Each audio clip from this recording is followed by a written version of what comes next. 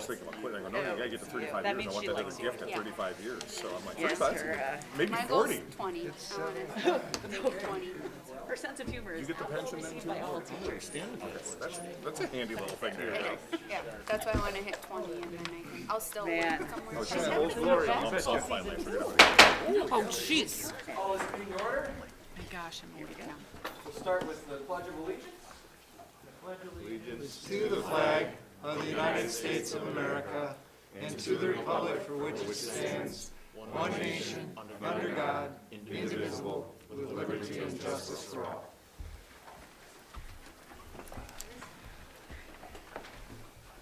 Roll call, please. Wade. Here. April. Here. Greg. Here. Kent. Here. Jeff. Yep. Patty's here. Eric. Present. We are good. Okay. I had to look Agenda because I couldn't. adjustment approval. I don't think we have any agenda adjustments. Looking at the agenda, we will have a COVID conversation, a candid COVID conversation.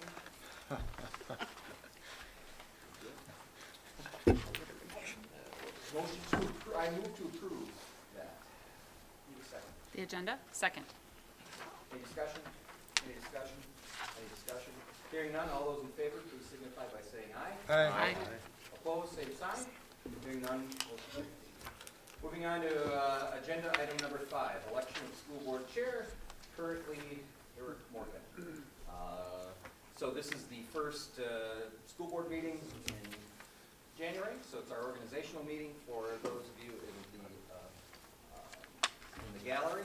So we need to, there's going to be a lot of quick votes and just maintenance items that we have to do. Please.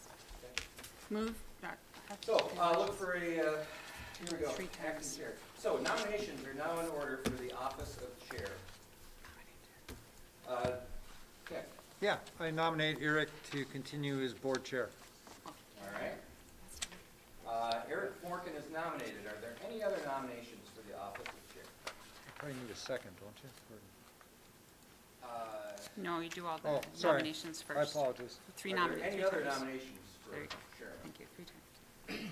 I ask yet again, much like Peter was asked, are there any further nominations for the office of I chair? don't think that's on the script. Pretty sure there's not. If there are no further nominations, dramatic pause. Nominations for the office of chair are closed.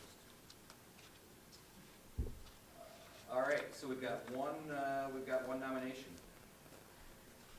Can I ask a procedural question? Only if I can answer it based off the information in my hand. But yes, go ahead. Are you saying that you will make 1 second after all 4 nominations are occurred for the 4? Oh, no. Because there is no second for Correct. this, Right. for this action, No, we do it one officer at a time. so there should be a second. Okay, so we need a second. Second. Okay, we have a second. So we have a first and a second. Any discussion? Any discussion? Anyone discuss? Hearing none. All those in favor of Eric Morgan as chairman, please signify by saying aye. Aye. All those opposed, same sign. I abstain. Okay, well, motion carries. Unanimous. Okay. Unanimous. Yeah, unanimous. Well, yeah. We like unanimous. Yes, okay. All right, moving on to action item number 6, election of officers as vice chair. Currently, Wade Welper, looking for nominations. Yes, Dr. Summerly. Kent, that's fine. Kent. Thank you. Yes. I nominate Wade. All right, we have a nomination for Wade. Are there any other nominations? Any other nominations for vice chair? Yet again, I ask, are there any other nominations for vice chair? Hearing none, we have 1 nomination. All those in favor of Wade Welper as our vice chairman, please signify by saying. So there's a Oh, I'm second. sorry, second? Okay, good. Thank you. All those in favor, please signify by saying aye. Aye. All those opposed, same sign. Congratulations. Thank Are you will, would you be okay being vice chairman? It would be my honor to be your number 2 again. Fantastic. Okay, next we'll move on to the clerk. Currently it is Patty Balasek, and I should have asked Dave. Patty, would you be open to? Yes, serving that's again? fine. Okay, all right, yes. Yeah, nominate Patty to be, You nominate Patty. Yeah. Do we have a second? Yep. Okay, great. Do we have any discussion? Any discussion? Yes. Anything you'd Nominations like to three hear? times, nominations three times. Nominations 3 times. Okay, all right, so we've got one nomination. All those in favor of Patty as, Second. we already have a second. Oh, Yeah, but you need to ask three. Ask three Are there times any for other nominations. Did I not just ask 3 times? Okay. Just ask once and listen. You have been correct. you should on the other. rethink the chair. Let's It's not too late. Maybe we should have voted for Cue card. Not too late at all. let's go. Okay. Sorry, Robert, rule of order. No, Robert was a great guy. That's cool. Okay. All right, any other nominations, or do we need a second? There's a He second. already seconded. second. Any other nominations? Any other nominations? Any other nominations? You're good. Okay, hearing none. All those in favor, please signify by saying aye. Aye. All those opposed, same sign. Hearing none, motion carries. Next, on to treasurer. Currently, April Carlson. April, would you be willing to serve if you were nominated? Big responsibility, but No, great Will. power. Okay, great. I Yes, Ken. nominate April to serve as. Okay, we have a nomination for April. Do we have a second? Second. Second, great. Do we have any other nominations? Do we have any? Yes. No, I was just counting your nomination. Oh, Sorry. okay, got it. Do we have any other nominations? do you want Do we have any other nominations?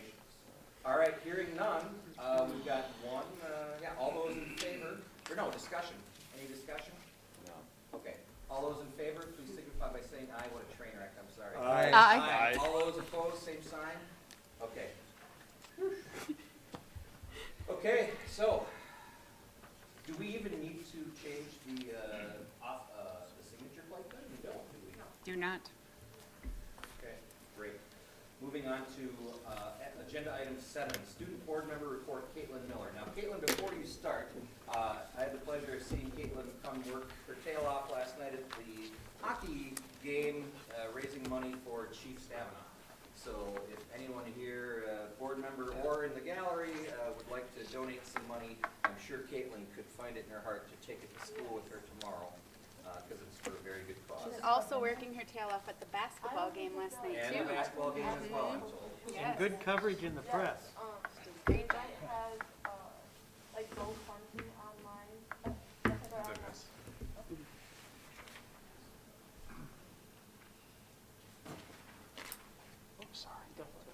Okay.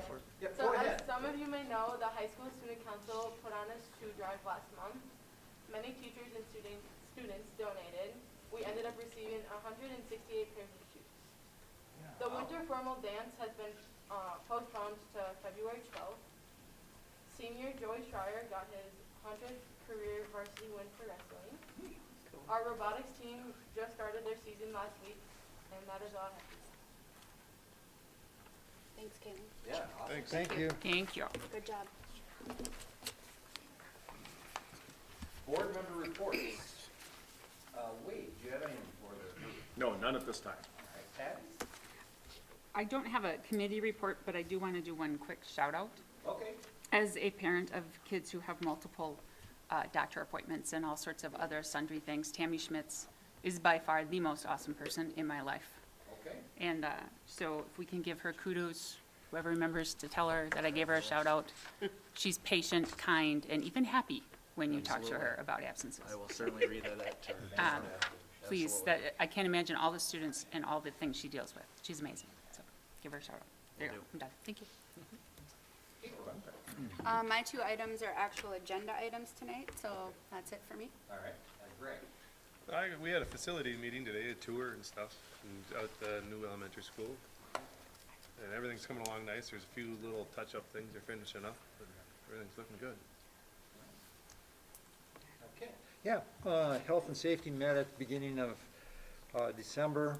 I think this is my 5th or 7th year on that committee. And I just, the list of items that the district, anywhere from the administration to all the staff, and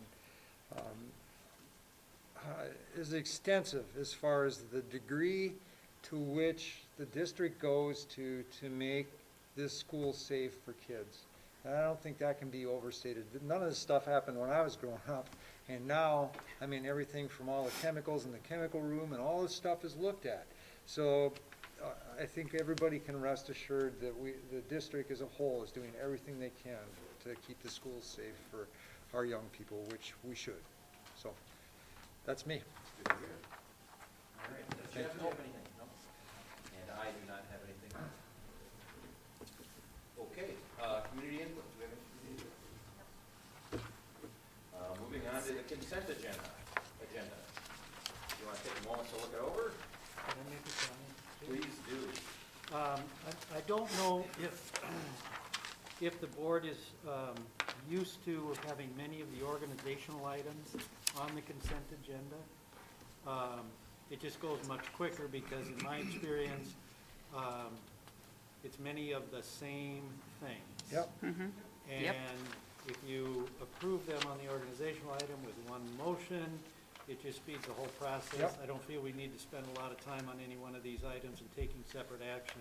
But keep in mind that if any of you as individual board members want to have a discussion on any one of those items that are on that consent agenda, please mention it to the chair and we can remove it and put it under an item for action or discussion. We just usually like to just look at the donations. That's the main thing we do. Actually, thank you. Move to approve the consent agenda. Second. All right, we have a first and a second. Any discussion? Any discussion? I don't see the donations. Did we have any this month? Yep. From the Legion. Oh, great. What did they give us? Hold on.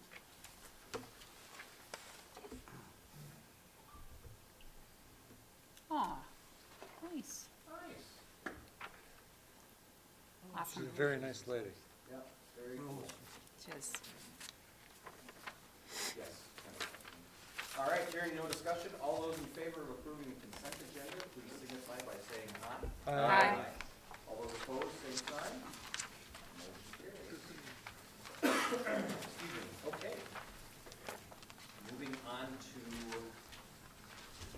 agenda item 11A, school board meeting dates, times, and location. Gary, Yeah, please. that one is always something that has to be discussed at the organizational meeting.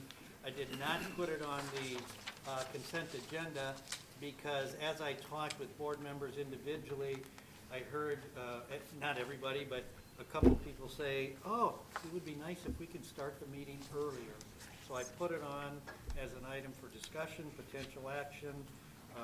You've been doing 7 o'clock for years and years and years. If you're interested and want to consider moving it to 6, that is up to you. But that's why I put it on. It seems like 6 works well. I don't know about individual schedules, so that's an item for you to discuss. But if it's a 2-hour meeting, somehow getting out at 8 o'clock, starting at 6, seems a lot nicer than getting out at 9 after starting at 7. So I certainly, whatever you do, obviously is up to you, but I would recommend consideration of a 6 o'clock starting afterwards. Move to approve the third Wednesday of each month, starting at 6 o'clock. Second. We have a first and a second. Any discussion on that? Sounds good to me. I did look at other districts. Almost every district is around 6 o'clock. It seems like Rushford's even 5:30. It just seems to be the thing. Even for the administration, you guys are here all day. I think it's fair that we can try to get you folks out of here an hour earlier as well. And I know hopefully from the people in the audience as well, if that's a little bit earlier, you're not stuck here till 9 o'clock at night if there's something you want to talk about. I think it's a good idea. Well done, Gary. Any further discussion? Hearing none, all those in favor of said motion signify by saying aye. Aye. All those opposed, same sign. Okay, now, look in your folders, pull out the committee grid. Action item 11B is school district committees. Is there anyone who wants to change or get off a certain committee and would like to get on another committee? Let's start with the don't wants. Is there anyone who does not want to be on a committee that they are on already? Anyone? All right, then, would anyone like to change to or get on a specific committee? Crickets. All right, perfect. Well then, I vote on it, don't we? Or- Yes. Okay, looking for a motion. Move to approve. Move to approve, we have a first, can I get a second? I'll second. We have a second, any discussion? You know what, and this is, if you know, we all serve, in our own capacity, if you cannot get to a certain meeting constantly, please remove yourself and get on something else. So, if you decide next week, you know what, this, that, or the other, we'll figure it out, okay? I'd just add, and it's probably more of a reminder than new information, but committees of the district where one or more board members serve on, they are open to the public. Yeah. So just be aware that the public can attend. They're typically committees, there is not a space for public comment like the board meeting, but they are eligible to attend because it is an open meeting. So it's just a reminder. So I have a question about the meet and confer though, when we're doing negotiations, is that also open? Meet and confer is open. Dale, help me if I'm saying something wrong. Meet and confer is open. Board teacher negotiations are open. You can close, I'm not gonna use that word correctly.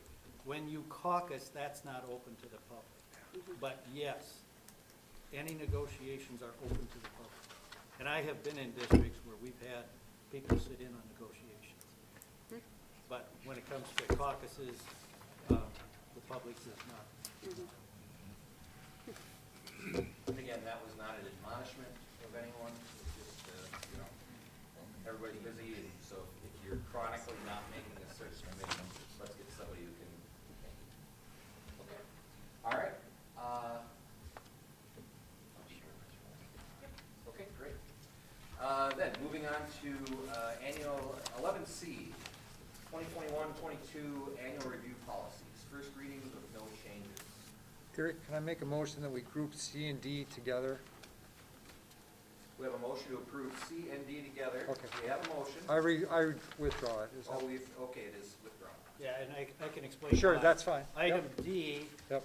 you can't approve, there's no motion on D because that one requires 2 meetings worth. Gotcha. So it will come back Sorry. next month, and that's when you You're fine. motion to approve. Sorry about that.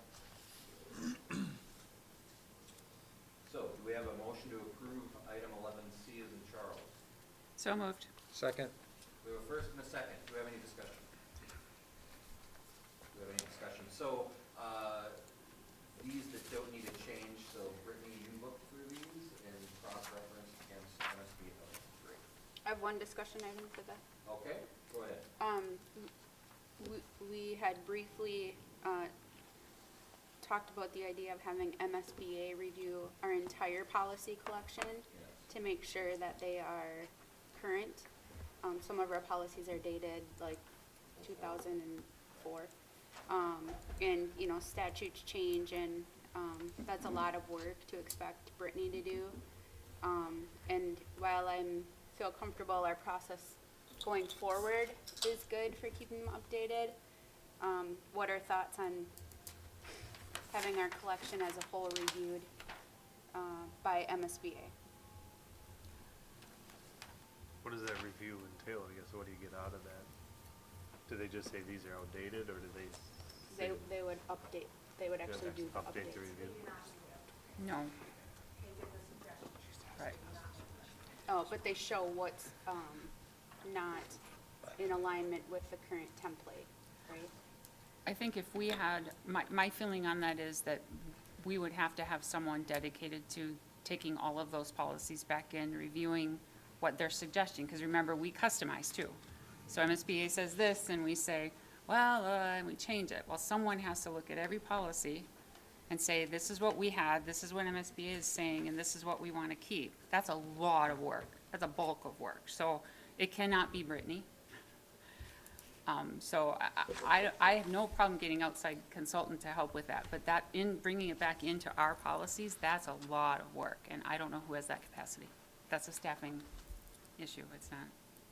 I don't want to vote to do that, and then you guys go, we don't have anyone who can do that.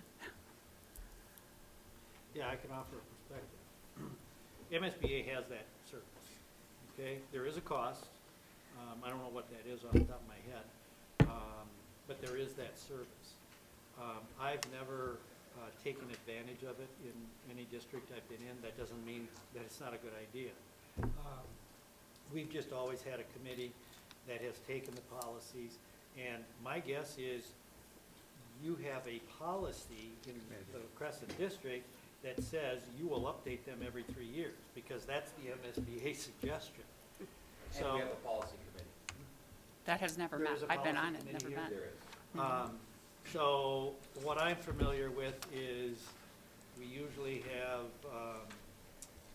well, I don't know if it's right or wrong, but I, as a superintendent, and usually 2 or 3 board members, will take it upon ourselves to review a third of them every year, which takes a lot of work and a lot of time. And then bring those to the full board, so the full board isn't spending time doing every policy. If I'm understanding what Patty is saying, I'm gonna say it this way to see if it's what I heard you say. If we have MSBA provide that service for us, what I think will happen, and because I've not done it before, I'm only surmising this way is, and Dale, you may have done it in your district. I think that what they would do is they would look at their model policy, they will look at La Crescent Hoka's policy, and they will note the difference. I don't think they would suggest you need to change, but they would note the difference, which would speed up the process here. But then I think someone or the committee would have to look at the work that MSBA has says is different and see, no, we want to keep our policy the same, or no, we want to go with the MSBA. What you So- said. So, okay. Yeah. I thought that's what I heard. So, if you decide you want MSBA to do it, that would speed up the process locally, but there would still be work here. Well, We have a policy committee. We have a policy committee. We used to meet. It's been a few years. Yeah. Kevin was still. And you now have a policy committee member who loves policies. Well, yeah, we've So got a there's policy that. rat in-house there, so, no. April's the rat. Seniors. No, not, so, yeah, why don't we, let's start meeting and we can go through these. And, so MSBA can we find out how much it costs We know. That's fine. for the whole thing? The whole collection. Well, there you go. Advance info, that's helpful. How much is it? The other thing you could do is you could start meeting as a policy committee without taking advantage of the MSE policy service at a cost of $1,200, which I think is pretty reasonable. And as a committee, you might say, holy cow, the way we're doing it could take forever. Let's have them do the preliminary work and then we'll do it. So you wouldn't have to decide right now to do it, meet once or whatever, see how it goes, and then decide. And I don't think, I don't know that the district has a specific dollar amount that the superintendent can make the decision to have this expenditure versus it's an item that has to come before the board. I would think administratively, Dale's nodding, so I think we're in agreement. I don't think you need to take board action on it. You can either decide after the fact, let's do it. You can try it for a meeting or two to see if it works. But I think administratively, that decision can be made. Well, so That's a good suggestion. Patty, April, and I are on the policy. So after the meeting, why don't we get together and we'll set up a time to meet early February. We can start the process and we'll see just what we've got here and then we can go from there. Dale can be involved and Maybe, can I ask for one thing for that meeting? Having an understanding of what policies are really behind, right? Because we've been going through policies, so I don't think they're all really far behind, but I do know there's some that definitely are. So it's like, if we could have a timetable on what are the ones that are like, I knew you did. Well, and Thank just you. keep in mind, you just approved some of them. Right. So they're off the table. Right. There's some that are required every year, different from this list. I assume that was done, maybe not, I don't know. But we can bring them back out of cycle if there's changes. Yes. Yeah, I think you're right. I mean, if there's updates to them, we can bring them back out of cycle. Right. So even if we approve these tonight as is, and we find during our review they need updates and edits, we can then bring them back. And another way to do it, you can do it by, the ones that are most outdated, we're gonna work on first, or what sometimes, I don't know if it's easier or not, but, okay, we're gonna tackle the 100s. You know, there's nine areas, 100 through 900. We're gonna tackle all the 100s now. And then go to the 200s. I mean, there's different ways to do it. Okay. No way is right or wrong. Well, I You think may you got a have pretty good handle. a procedure that you've liked. The idea that you're talking about it, knowing that you do it, is probably a great first step. Right, and we'll talk about some applicable policies in the roundtable discussion too, where we're pointing at policies that exist and maybe need to be updated, and so, maybe we could maybe start with those. I was gonna say, because, yeah, some of those might be changed or wanna be Right. changed. Some of these might wanna be changed. So, do we wanna table these? I think we approve There's them, already a and then if first and there's second. changes, we can Yeah. bring them back. We can always bring them back. Okay. No, Yeah. does item C have a first and a second motion? Yes, it does. But no vote yet. No. We're still discussing. I think we can go ahead and approve these, and then if there are individual ones that need to change in the future, we can always bring them back. I agree. All right, we've got a first and a second. We just had a healthy discussion. All those in favor of approving this, please signify by saying aye. Aye. All those opposed, same sign. Hearing none, motion carries. Okay. And then for sure, we will put something on the books in February, and then maybe we can meet every other month, or every month if we need. It'd be like Valentine's Day. That'd be great. Okay, 11D as in David, 21-22 annual review policies, first reading with changes. Gary Kuchel. Well, it's just that if you noted the Yeah. changes that, Protected. there it is on the Okay. table. And I think it was in your board packets as well, whether you've had time to look at it or not. But because there are, I'm gonna use the word significant because the other way is minor. If these are significant or major changes, you really should have a first reading and a second reading. So, if you feel comfortable with this as a first reading, knowing that any changes that you know of right now, you should note those, so Brittany can change those for next month. Next month, this will come for a second reading as we assume it will be proposed, and technically you could change next month before you formally approve it. But no action is necessary, in fact, you shouldn't be taking any action. Okay. Any further questions for Gary? I did have a question about the actual, policy related to Abby's role as the harassment. What was it called? Wait, go back up. Stop. In the district, D. Yeah, D. No, D. go, there you go, D right there. So Abby's named as the human rights officer and gets the reports and complaints. Are those tracked somewhere and then reviewed? And is that tracked separately than what's pulled into like the behavior things are tracked in a system? Are those tracked in the same system or separately? What I'm used to, again, Dale, please speak up if you have a different way. What I'm used to is any of complaints that fall under here are kept totally separate and in separate files. Okay. And the other thing that you may want to consider is not naming Abby in the policy, Naming but the position. rather The position. the position. It's a good idea. Yeah, I thought it was weird to have a person named. It It is. should be a role. It's unusual. And so the online bulletin form that you could fill out on our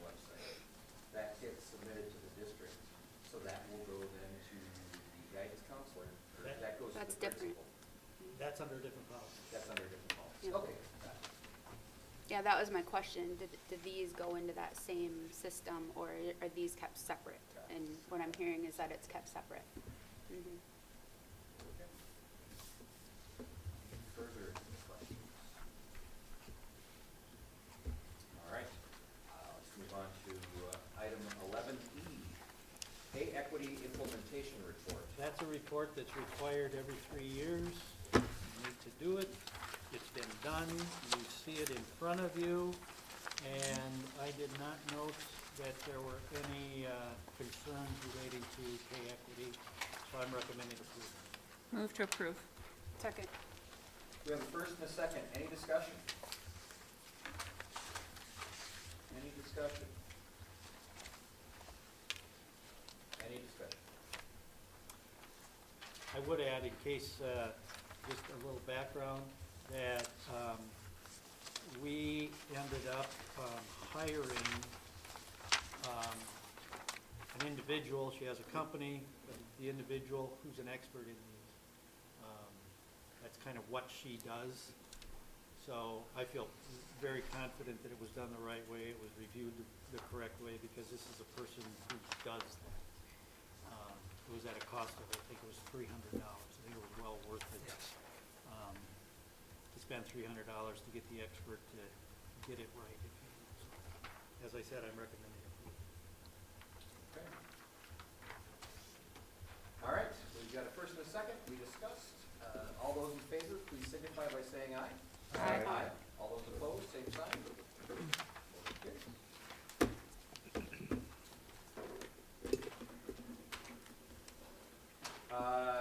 11F, change in administrative staffing for the remainder of the 21-22 year and contract approval. Josh Malico, current assistant principal / activities director, will move to a full-time assistant principal for the remainder of the school year. It is requested that the board approve this change with the agreed-upon contract terms. Can I move to approve F and G together, or do you want them separate? I'm fine with it. Yep. Move to They approve are F and tied G. in, but I did list them separately because it is two separate items. Okay. It's I'll fine second. if you approve them separately. Okay. So we got a first and a second. Any discussion? I'm looking forward to this change. I'm glad that Me too. we're doing this. Wait, is this a second to combine them, or to To separate them. discuss? The motion was to vote on both of them at the same time. Right, Correct. I moved F and G, to approve F and G together. Okay. Yes. And I think the second was the same. Mhm. Correct. So you are I inferred that the voting on second it. was this. You are voting on both F and G Correct. at the same time. Any further?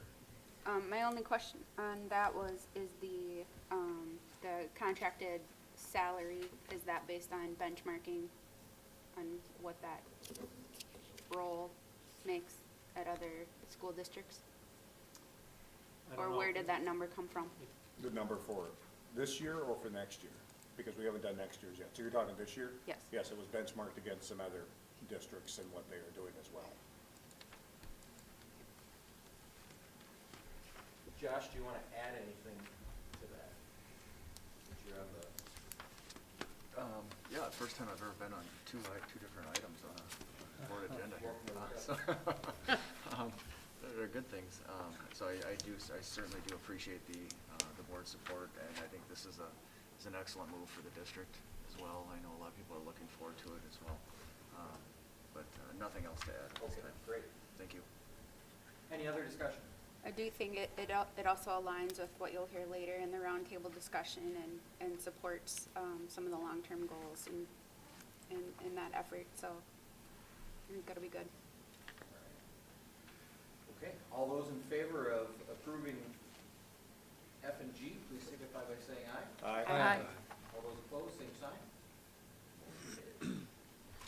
All right, 11H is in Henry, approval of letters of assignment and contracts for principals, district office staff, head of buildings, grounds, transportation, community ed director, technology director, and computer network technician.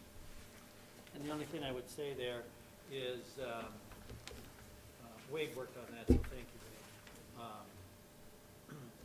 Wade. These areas are letters of assignments, they're at-will employees, except for the principal and they approve, this, if you approve this, it's for the first year of the 2-year contract, okay? The second year needs to be negotiated with the principals yet. The other thing, the letters of assignment for these remaining people that don't have a current letter of assignment. I don't call them contracts because they're not unionized. They are truly letters of assignment.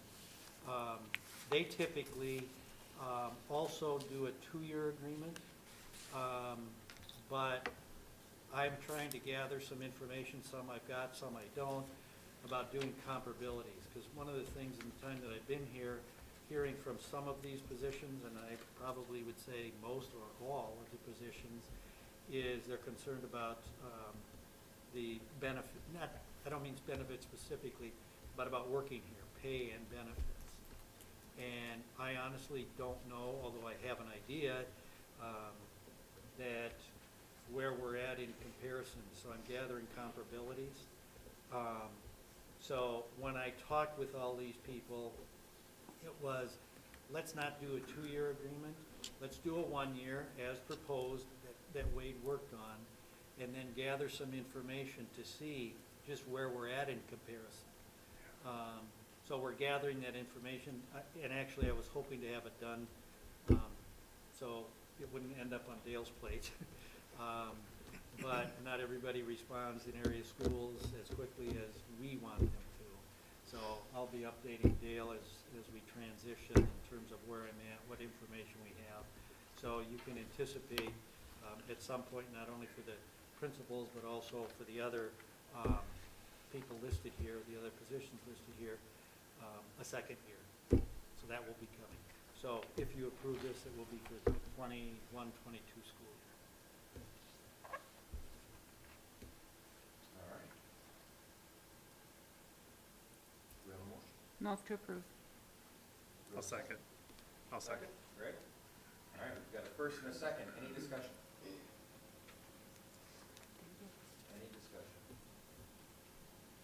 Any discussion? Hearing none. All those in favor of approving the motion, please signify by saying aye. Aye. All those opposed, same sign. Motion carries. 11I, COVID-19 committee review. And I believe Lauren is Lauren is just, yeah. Okay, pretty short and sweet. So, we've been talking about masking policies, so, looking at that, right now, we're staying with masking, or we're recommending to stay with masking as is, and then potentially changing later on in February or March, so look for that, proposals for you guys later on. We talked about how the district has ordered Bionex now over-the-counter test kits, and we've been handing those out to a lot of staff and families within the district, and we have a lot left, so I think that was a really good purchase for our district.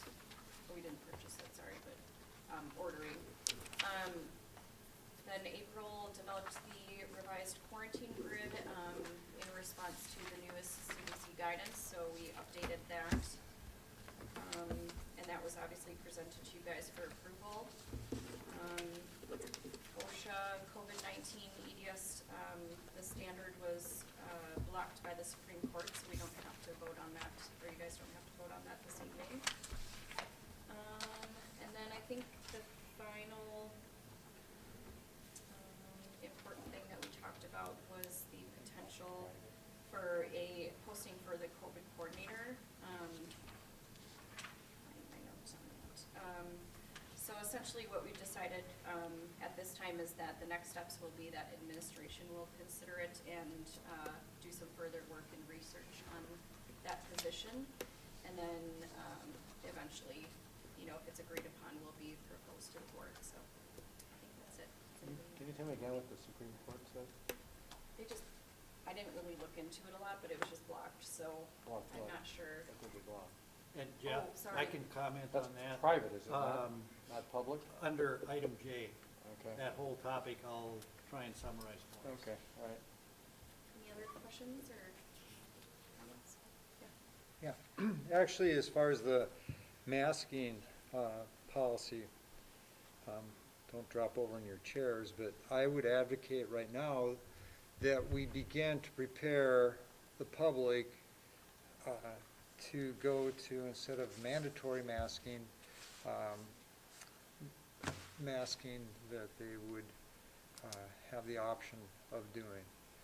And I would propose that we would put a letter out to the public, to all our students, their families, and the surrounding public, that we look at beginning March 1st. I think, I was just on the phone before I got here, I think within a month we're going to know how this thing is going to shake out.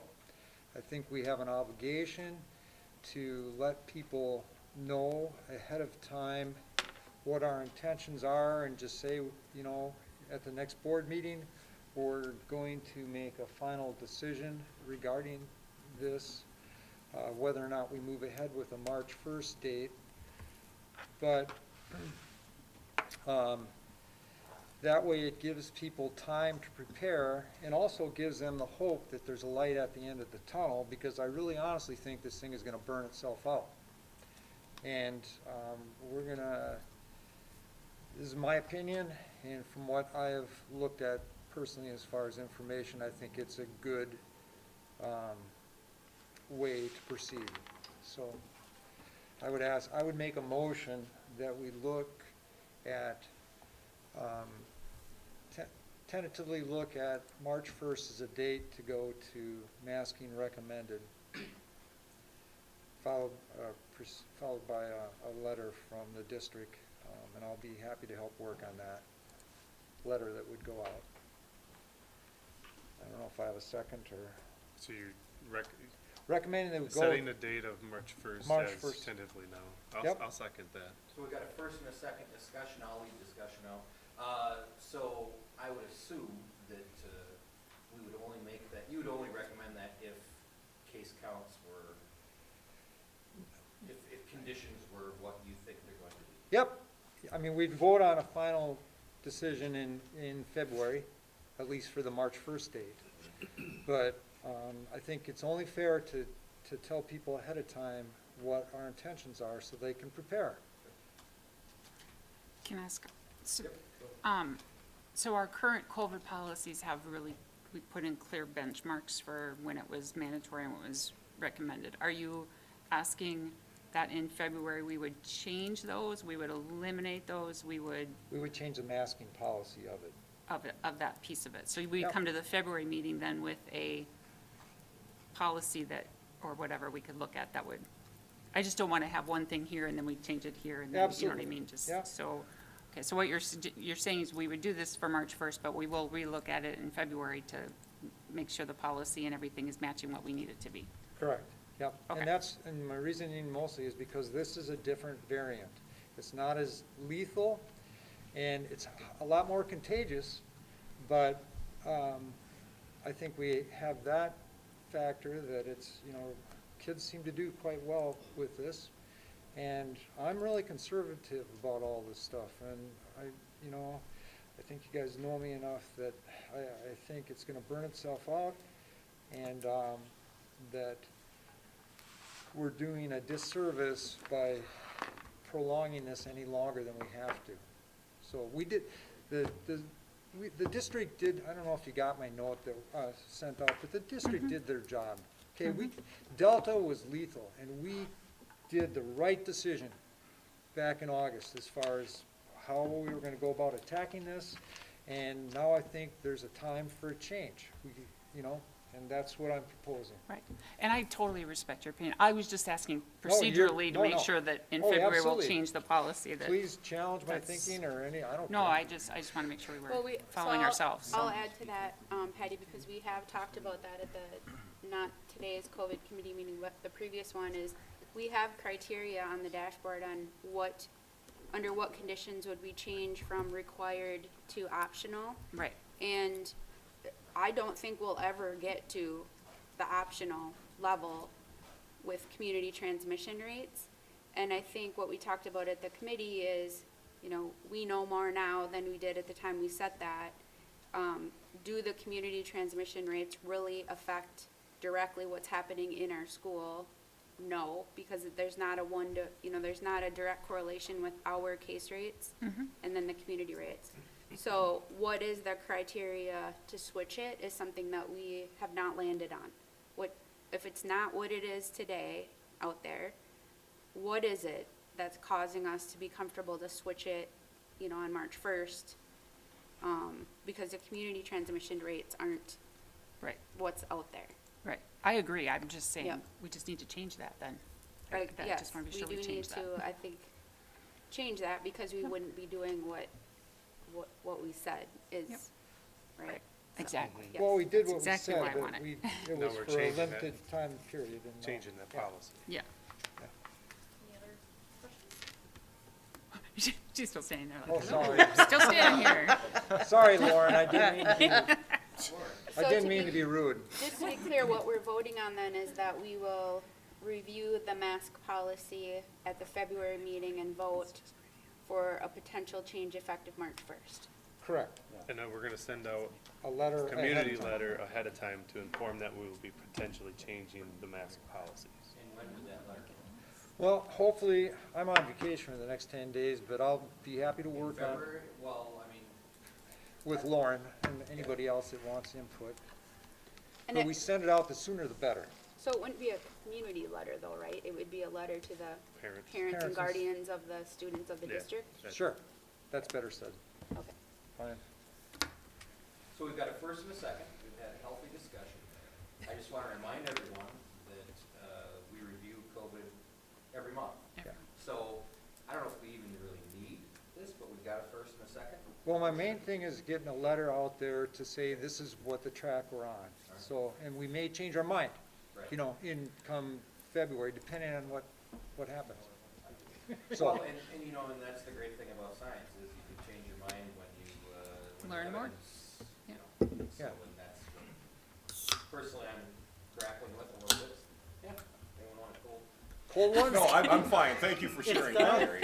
Well, and I think by got a sending, cooler under there? Can you pop open? Thank you, Mr. Morgan. It is Diet Pepsi, just to make sure. Yes, go and, ahead. and by sending out, communication, right, to parents and guardians now, it gives them a chance to contact the board with any concerns or support, to prepare any community input for February. And to see, if it does pass and they're just not comfortable having their child attend school in this district, Yes. then they have time to explore other options. Yep. I get it. So we got a first and a second discussion, further discussion, Gary? Sorry to No? belabor this. Fine. I didn't finish the COVID meeting, so I'm not sure where or what was ultimately decided. But during the time I was there, I didn't hear that there was going to be a specific recommendation to take a motion, and you certainly can. Yeah. You know that. Yep. But you mentioned something that I was going to bring up, and I'm not sure it's necessary for you to take a motion tonight. And here's why I'm asking you to at least be aware of this. If you make a motion tonight that says we are taking board action to remove masks March 1st, that carries a lot of weight, I believe, in the public. As opposed to, I absolutely agree, if the intent is somewhere around March 1st, whether it's the actual date or not, to get that letter out now and let them know. But if you make the motion to do it March 1st, the mindset in the community might be, no matter what, we're doing it March 1st. Okay. And I don't think then that's- if you come in February and you find out it's spiking and you say, no, we're not gonna do March 1st, now you've changed your mind, which you always have the right to do. But you might get some feedback saying, you already decided it was gonna be March 1st, and now 2 weeks before that date, you've changed your mind. So I think you can do what your intent is in terms of advance warning without actually taking that motion. And in that letter, which, by the way, I would suggest not come from Kent, not because You're fine. Kent doesn't write. I don't think it should come from the board, I think it should come from administration, Yep. especially if you don't take board action tonight. And I don't then think in the that the letter, motion though wasn't to vote on changing the policy tonight. no, It was, I didn't hear that, but what I heard was a recommendation, and correct me if I'm wrong, I heard a recommendation that we are going to change, making masking, maybe it is changing the policy or the procedure. that is, right. But I thought what I heard is, I'm making a recommendation that we unmask starting March first. No, No, it's you can say your you go, recommendation, Ken. you go ahead. The recommendation was that we vote in the February board meeting on the masking policy. That's it. And tentatively setting, And then even more so, I would say you don't need a motion for that. You can just decide to put anything on the February agenda, but you can send a letter out saying, we plan to unmask, and you can even say around March first, but a decision will be made At the February at meeting. the February February meeting. board meeting. That'd be I good. don't that. think, we Wait, can make a that's good. motion tonight, but I don't think it's necessary. Okay. So maybe we rescind the motion. so I'll rescind the motion. I don't think you can rescind a motion that's been seconded, that's already been brought forward. Now, though, you're gonna have us vote against something that says we're trying to remove the mask on March first, which I really do not want to vote against. So this motion is set sail, from my understanding. I don't think so. I think it has when it's been seconded. Dale, why? I have seen boards rescind the motion Let's look at our and little the table. second. And I think under Robert's Rules of Order, you can do that. If you have a second, you don't necessarily have to move forward on a vote. That's the way I feel. You can withdraw or modify a motion. Yeah, we have all those cheat sheets that I don't have. Yeah, we with do me. right here. It's just really small print for us who are over 50. I got some glasses. Jeez. I know a good idea. So this is a procedural, not the value Well- of the things. I hear what you're saying, Lee. Yeah. and Yeah, I'm you just- don't want to give the impression that you're voting down the unmasking concept. That is correct. You can take it, I like the idea of us giving a timeline of March first as something that we're looking forward to. It's been a long journey for us here in the district, and so I think that March first gives people hope, which I do not want to vote against or delay. So I'm kinda happy where we're going with it, my opinion. And just from a procedural, and Dale, please chime in, because who knows if I'm right. The idea behind taking a motion and having a second and then discussion is for this very reason. After having discussion, you may decide you don't want to move forward. So I think you can take a motion, or you can rescind the motion Thank as you. long as whoever is doing the second also rescinds. yeah, you their can rescind the second. motion. And then that's voted on. It's amended. Did I hear correctly, Kent, that you're interested in amending your motion?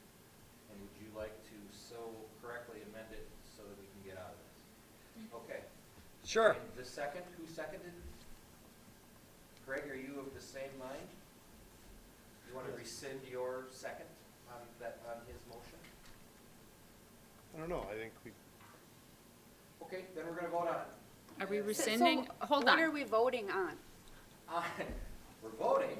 Were you here 20 minutes ago? when this Okay, started? are we so- voting to be put it nice. on the February agenda? Or are Yes, we even though voting we're on the going to mask talk about policy it in right now? February anyways, but yes, Okay. we're just really gonna make sure and talk about it. So we're voting that this will be on the February agenda. I guess so, yes. Well, I'm not guessing, yes, that's what the motion is. With the caveat that it was going to go into effect on March first, is how I understand the original motion. Okay, That so, was my concern. That was What's how the I motion in the motion, minutes? let me read the No, motion. no, Thank you. Yeah, there you go. Kent moves to tentatively make masking recommended by March first. Stremka seconds. Summerfield amends motion, Stremka seconds. Not yet, tentatively. Can you read that, please? What's the amended motion? Kent moves to tentatively make masking recommended by March first. Around March first, I said. See, and that doesn't get at, the motion isn't to talk about it in February. I'm The motion sorry. is to unmask March 1st, and that's why I brought up the concern. I agree. That concerns me, because if we get to February But and that things isn't have the way- changed, we're going back on our word, and I don't want to do Yeah. that.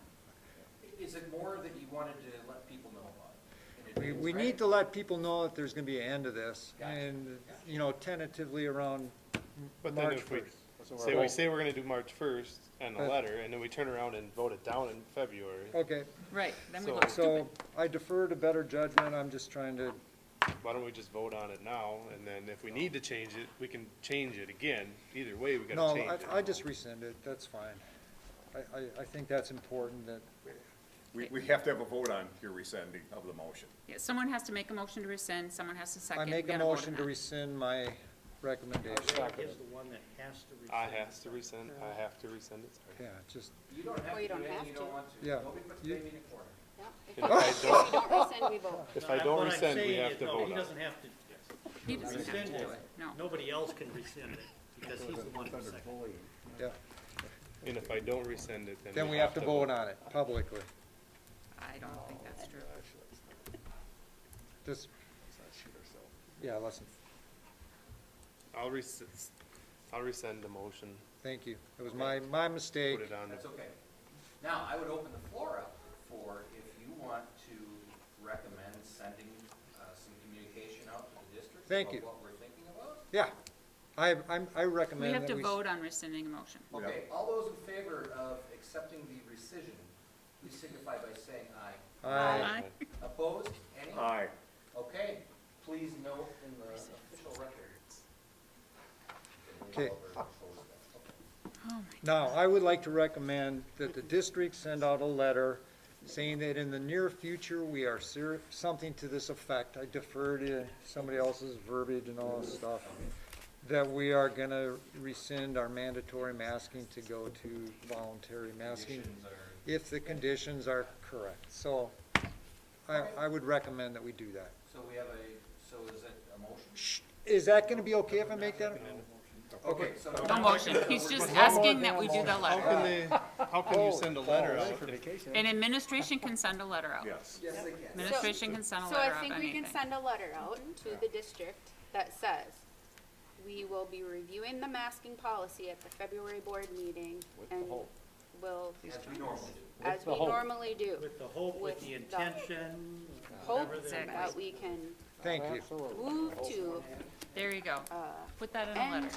I'll get, and, Thank you for considering that. Sorry about botching it. does that make sense? Yeah. that'll work. Good discussion, healthy discussion. Well, Robert's Rules of Order and contention. Okay, any further discussion on this?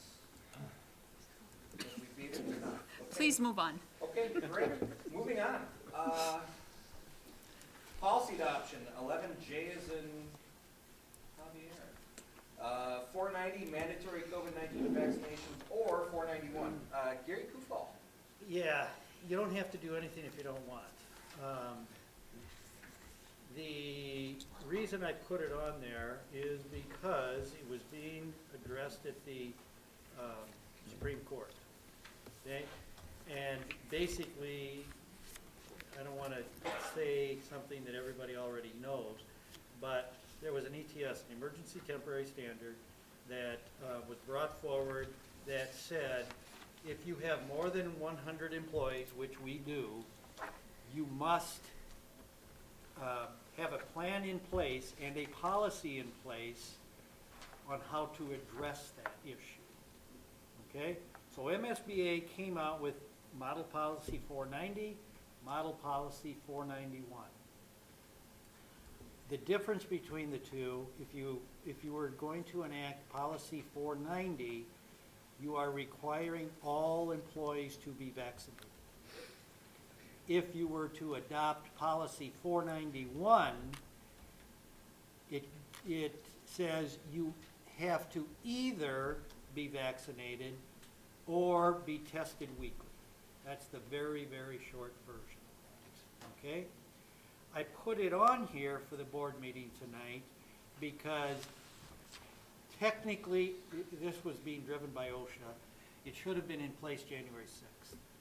But many districts did not have the timing to get it in place at that point. And we have a policy 208, which is an MSBA recommended policy, that in an emergency, a board can, with only one reading, enact a new policy.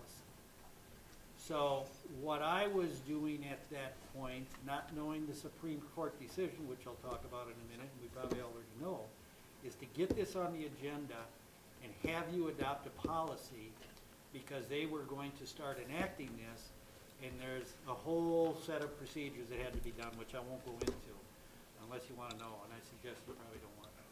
I think it was last Friday, the Supreme Court ruling finally came out that stayed that decision, which means it's not going into effect. But there may be appeals that bring it back. So it's not necessarily a done deal. It looks pretty dead right now, but it's not a done deal. So it's not an emergency situation, so you should not do this as a first reading and we're going to enact it. If you move forward, which actually I'm going to suggest you do, and I don't know, did the committee, I don't think the committee, when I was there, they didn't say if they would recommend either policy 490 or 491. We talked about it at our last COVID committee meeting, and our recommendation was 491. And that's what I would actually absolutely recommend. I would stay away from 490. I would do 491. Right. So what you can consider, and what I would recommend to you tonight, is to do a first reading on policy 491. Okay? That gives us a full month to see if the Supreme Court or any other, I think it's the Sixth Circuit, it doesn't matter which one, moves forward and changes it. If it gets changed and you need to move forward as a district, you've already had the first reading. Okay. You can do the second reading next month. The other safeguard that you have, and I think I'm correct, that in the policy, it says, here's how we're going to handle this, but it doesn't mean you have to move forward and implement the policy. So it's only there in the event you need it. So by doing a first reading tonight, you're kind of safeguarding yourself, is the way I see it. You can even enact it as a second reading and approve it next month, but that doesn't mean you have to have all employees either be vaccinated or be tested every week. So I am recommending, and I'm glad to hear that you talked about last week at the COVID committee, I would recommend that you use this as a first reading for policy 491. And a first reading doesn't require a motion. You can't motion, you're right. You're only saying, let's bring it back up next month. Can we pull up 491?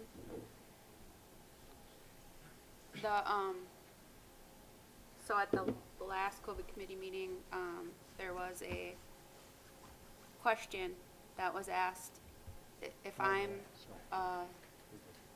a staff member, I'm not vaccinated, and I refuse to get tested weekly and wear a mask, what happens? Yep. So where is that in the policy? I would have to go through, but I can tell you what the OSHA version of that is, who has been charged with the concept, because I sat in on a meeting with OSHA, and the word they used was, and I want to clarify, okay, our policy says you must either be vaccinated or be tested weekly.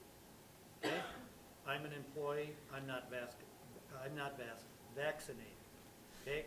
So now the policy says I must test weekly. I refuse. Okay? That's your question? Yep. Yep. The OSHA word is the employee must be removed from the workplace. Okay? Which leaves it open for some interpretation. Paid, unpaid, they don't There it address is, that. medical removal. They can't be at work. And then, as a district, I believe you're gonna have the opportunity to decide what to do locally with that employee. Do you terminate them? And I think ultimately, you probably would end up that, but I don't think that's what districts would do the first go.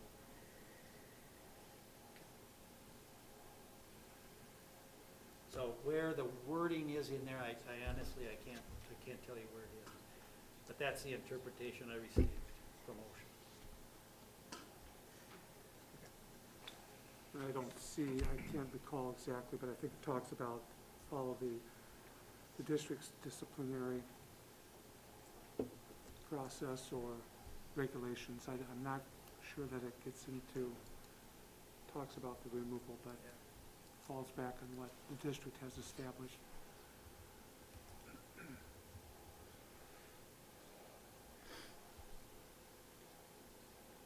Thank you. Does that answer your question? And one last thing, keep in mind that if you decide to move this forward with the first reading,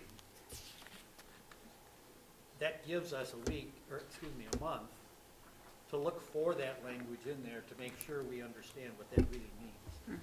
Because I'm giving you the OSHA words, must be removed. I can't tell you that that is the exact wording in the policy, but that does give us a month to investigate that whole area and bring it forward, or bring it back to you next month. Yeah, because there'll be It edits says D needed right in, there, there'll yeah. be edits needed in the policy. It says will be removed from the workplace Okay. until a test So- result. So if you don't provide They a said test the result. same thing that's actually in the policy, Yeah. will be removed. But like it says, insert name of school, right? So we will need to make edits to it. Yeah. If we move forward. So the bottom line is, would you like us to consider this a first reading, to bring back for a second reading, or do you want to drop the whole thing? I'd like to drop the whole thing. I'd like I to don't know drop why it. this is gonna be reversed. The Supreme Court made their decision. I think we can move on. I don't think. And if it does come back, we can still do an emergency one anyways, right? So, I mean, Which, because otherwise, depending on the timing, may or may not require special board. because I'm not saying at this it will. point, we're stuck at next month's meeting to vote on it anyways. And it might take Supreme Court 2 months to come back with it, or 3 months. Or 6 months. Or 6 months. I mean, so at this point, we're stuck at next month. I think we just drop the whole thing. And my interpretation would be a little bit different, Greg, in that I wouldn't see it as being stuck with it. I would see it being moving forward or using some forward thinking in the event that something needs to be in place. You already have. Right, a second reading could come back at any time, right? It doesn't need to come back at the That's next board also meeting. true. Right, So we don't have to set a second reading. right. Typically, it's 2 months in a row. Mhm. Typically. Is that what's required? No, I don't think so. Right. We've got two choices. Forget about it or accept the first reading.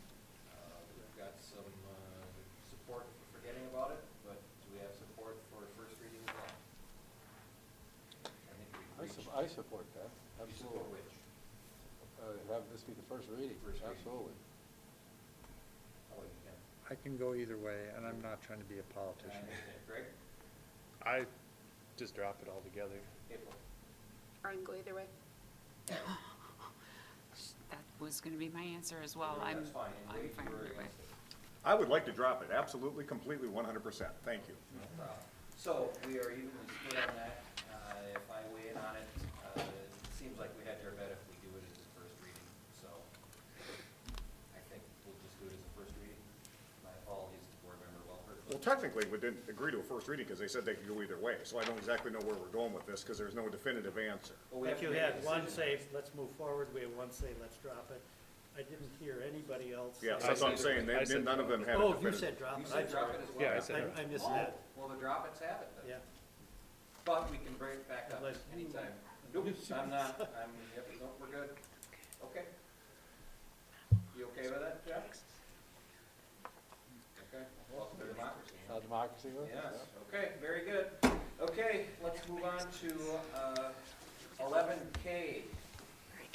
Roundtable summary. Gary Kufal and April. And I think April is gonna make the report, correct? I think Beth is gonna Oh, start you're us gonna off. start us Yes, off. And then Okay. I'm next. Yeah. Yes. Okay. Yeah. So, we've put this together, and you're gonna actually hear from, everybody on the admin team, as well as April. We each kind of have a part to play here. So you guys heard the report that, both April and I gave last month about how, we were so pleased with the turnout that we had at the roundtable event on the 8th. 47 community members participated, as well as 20 staff. We used the World Cafe model and had some really engaging conversations. We asked 2 questions 2 times apiece, and each of the groups were mixed up every time. The first and the second round focused on the same question of, please identify the student behaviors that concern you most. And the third and fourth rounds also asked the same question, which was, please identify both short-term and long-term actions and/or strategies that could be implemented to reduce undesired student behavior. So after we I got to go through all the fun Post-it notes and all the chicken scratching on the big butcher block paper we had, and got to collate all the information. Our admin team, we studied it, recorded it, sorted it, reviewed it, and we pulled out different trends, similarities, and that's what we're here to share with you tonight. What April is going to cover is she's going to cover the public input on those student behaviors of top concern. And what we are not putting in here is we only had 20 of our staff members present, so not a full representation of how our whole staff feels. And we're actually, at each building level, we're going to have further discussions within our staff at staff meetings to be able to work this forward. And I think elementary is starting that as early as next week. So without any further ado, April, take it away. First, I just want to thank Beth. I mean, she set this whole thing up. She put this report together. So thank you, Beth. You did a fantastic job. Thank you. And pointed out the irony of we called this a round table and we actually sat at the rectangular lunch tables. So, irony in action there. So for the community input on what their top concerns were, I don't think any of this will surprise you. Lack of respect was the top response. And one thing I want to point out is we had several bus drivers that attended our roundtable, and it didn't even occur to me that the behavior on buses is causing issues. So we had some great bus drivers that came and contributed, and so this includes behavior on buses, and it's concerning enough that bus drivers attended our roundtable. Use of social media and cell phones was very clearly a concern for parents. I can speak for myself. It is a concern for me. I don't know why my junior has to have his cell phone at school, but they do use it in classes. I have tried to have him keep it at home, and there are classes where he needs to use it, and I just don't get it. He has ADHD, and putting a cell phone in his hand and asking him to pay attention in class, those two things don't go together, and it will never be successful. And tied in with the cell phones is social media. So the bullying and the concerns they have with social media, right? They're getting to social media on their cell phones. They have those available in class. They leave school. It continues through social media, and the school is blamed, but it's happening outside of school. So social media and cell phones was clearly a concern. And then lack of consistency with disciplinary action and consequences, and lack of follow-through. So teachers and staff inconsistently disciplining either different kids or different teachers with who have different tolerance levels on what's acceptable and what's not, was one of the top concerns. And then finally, physical aggression. And that was toward other students, toward staff, and destruction of property. So again, to me, none of these were shocking, but certainly concerning. Thank you, April. So then after we took a look at that, we said, what actually are the real numbers of behavior incidents that have occurred in the schools? So we have our principals here, well, Josh is covering for both Steve and himself, and to talk about what the actual behavior incidents were at both the 9th through 12th level and 5th through 8th. Yeah, so we took the teacher referral information from Infinite Campus and pulled it out by the high school and the middle school separately. And you'll see the chart up there is representative of the discipline referrals from September to December for the high school. You'll see the vast majority are, as Steve mentioned last board meeting, as well as the masking issues and the 3+ tardies, kind of the bulk of the issues we were having at the high school. One of the prominent trends was the worry, as April mentioned, about the physical aggression at the school. It was only 1.5% of the Infinite Campus referrals. Unfortunately, the big incident that did take place was posted on social media and made it look was a horrible situation. Was very thoroughly dealt with, and we have not had any issues. We made several adjustments since then as well, and have not had any acts of physical aggression since then, which is fantastic. If we'll scroll down to the next one, it does show the middle school, very similar, slightly different. A little bit more on the non-compliance route, a little bit of lack of respect there. Physical, confrontations are up a little bit compared to the high school. This is not really out of the ordinary. A lot for a middle school. There's a little bit more fidgeting, trouble keeping their hands to themselves, and following directions. But what's interesting, and it goes right along with what Mr. Smith had mentioned the last time. If you scroll down even one more page to the trend, you'll see we had a huge spike at both the middle school and the high school in October in discipline referrals.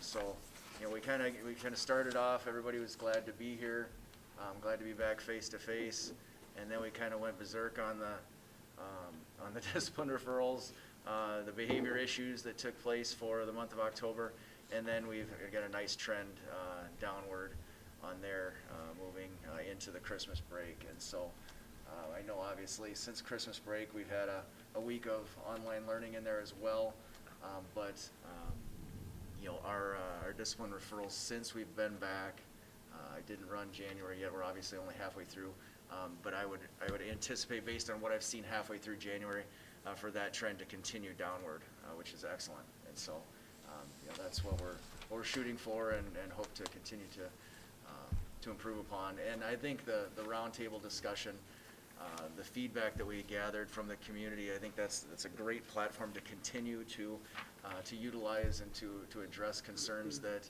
parents and community members have, and to be able to work collaboratively with the school to make it a better place for everybody, and also to open those lines of communication. And so I see this data as being extremely helpful and an excellent platform for us to make progress moving forward. And if you would scroll back up to so Jeff can point out the K4. Pretty similar, lack of respect. What's interesting, we don't have a single problem with cell phones or social media use. So that's really, I'm very proud of that. It's honestly, it's in our policy. Kids are not supposed to have the devices, nor are, wristwatches that are smartphones supposed to be used, and that's really good. What concerns me is the proportion of physical aggression to the others as well. It accounts for about a third of our instances, and the disruptions to class for students that are dysregulated or are in the hallways or are showing us externally their significant needs. Many of these students are students that have a disability, that have programming, and we're working on helping them regulate, but they're interrupting other classes, and then that causes additional referrals. I would also, if you want to scroll down and see, we were trending similar, we're just a month behind, but also seeing a significant decrease in that, partially because of I think, yeah, the holidays, the shorter month of December, and then obviously the interruption in January, we don't have that data. But I feel like we're trending in the right direction, and you'll see highlighted some of the things that we're trying to address systemically to empower our staff and build capacity of our staff to help kids, and just have better perspective on understanding what these external big behaviors are and how to better, help kids cope with them and build those skills that they're lagging. Thank you, Jeff. There we go. And so the next section is where we started compiling the feedback that we got about ideas for short-term and long-term actions and/or strategies. And we, after studying this at our admin meeting for several hours, we kind of divided it into several different sections. So the first is some of the things that people suggested are actually things that are already in place, but they weren't. And since people had to suggest them, that indicates to us that okay, we're not getting the word out about what things do exist already. So what we've done here is these are linked to the actual things that they say they are. So someone suggested having a board policy on bullying prohibition. That policy exists. That's actually required in state statute and has been for several years. But, again, we've talked about, well, I'll save that for a second. Then the next one is talking about the Pbis system, and I'm going to let Jeff and Josh talk about that in a minute. Having a code of conduct was suggested. We do have a code of conduct, and that does actually include student behavior on buses. And that was something that parents weren't necessarily aware of, that was even included in those things. And then the rest of those things are just things that are already in place. The next section is changes that have already been made between the roundtable and today. So kudos to the board. We've already revised the administrative structure. Looking forward to getting to that point where Josh is at full-time principal status and we add an activities director. Right away, access to other areas of the building during the lunch periods had been limited to help assist with those, the supervision needs. And then also starting second semester, lunch periods are going to get shortened. So there will be less downtime at the end of the lunch period. We also, something that was done too, Brittany, if maybe you can pop over to the district website quick and we can just show off where the bullying incident reporting form is in a more prominent display on the website. When you click the menu, it's got its own button over there in the top left there. Yep. And then this is what the bullying form looks like, and it's through the frontline system, so it's can't really fast forward to show you the whole process without entering everything, but that's where it is. And then the next section was action plans for next steps that are more short-term. One thing we talked about is we found that Duluth Public Schools actually has a really great website that spells out all of the things that they do to address bullying and harassment. And the things that they're doing are not all that different than what we do. They've just presented it in a very public format to get the word out. And so we decided absolutely this is something that we can come up with as well. And we think that absolutely aligns with the public suggestion that we improve communications with families and the general public. So then kind of the next short-ish term and long-ish term suggestion here for an actionable item is I'm going to toss it over to these guys to talk about Pbis and your reboot. Yeah, at the elementary school, we're a part of the statewide cohort number 12, meaning the 12th year of systems being provided with training. We're in our 6th year of implementing Pbis, and I feel like each year it gets stronger with the buy-in. If you have kids at the elementary, you'll see that it's branded the Lancer Way, and it's a system of providing incentives and rewards for good behavior and Students of the Month and a school-wide assembly, which also includes a inclusion and diversity component this year. and also the ticket system, the Lancer Shield that the kids earn, and then they can shop at the Lance Smart. It's just a system for providing positive feedback to promote positive behavior. So we have a really strong team of grade level teachers that serves on that committee, and so they're getting a really good, I guess, framework for how to behave in a positive way. And then they carry that forward to the middle school, which I think is called Lancer Pride. I'm going to just jump in and point out one thing that Jeff didn't explicitly read out loud, and that was administratively, we had talked that, gosh, just like Jeff said, we're on year 6 at the elementary, and the middle school is much farther ahead, and noted that, you know what, there has been quite a bit of turnover with staff, and so, stole his thunder, sorry, but just so it's not only the training and retraining of staff, but then the teaching and reteaching of students as well. Explicitly teaching those social emotional skills and behaviors that should be exhibited at school. And now I'll shut up, Josh can go. No, that was perfect.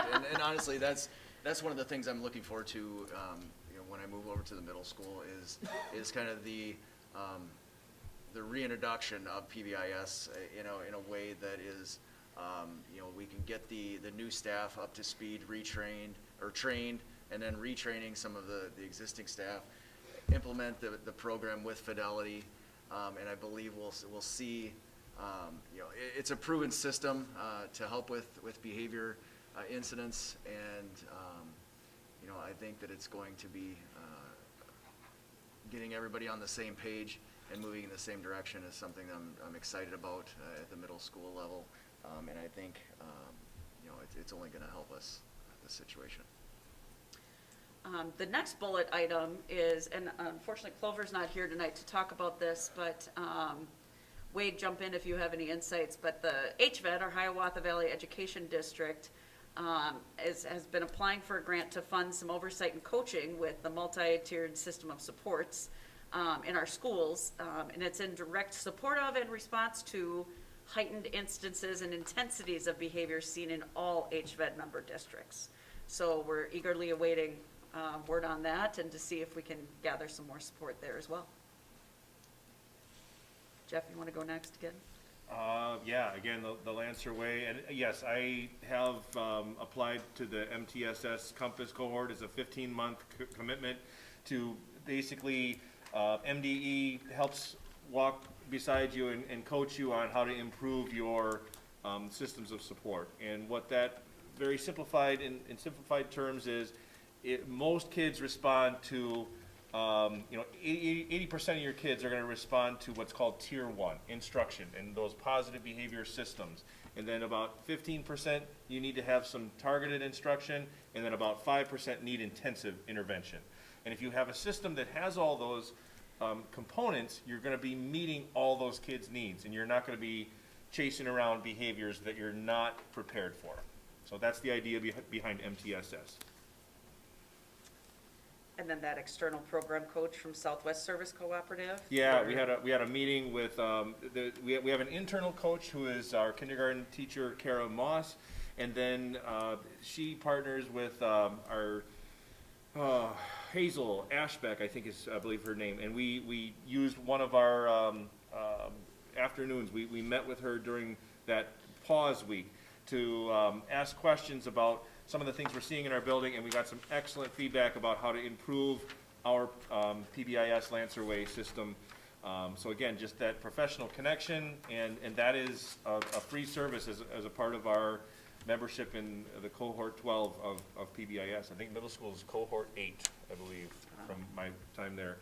And then at the very bottom, in response to big behaviors, we have a crisis team, and basically there's additional training for how to handle a student that's significantly dysregulated or unsafe, and how can we work together as a staff to provide physical support if it's needed, and handling kids that have had a traumatic upbringing.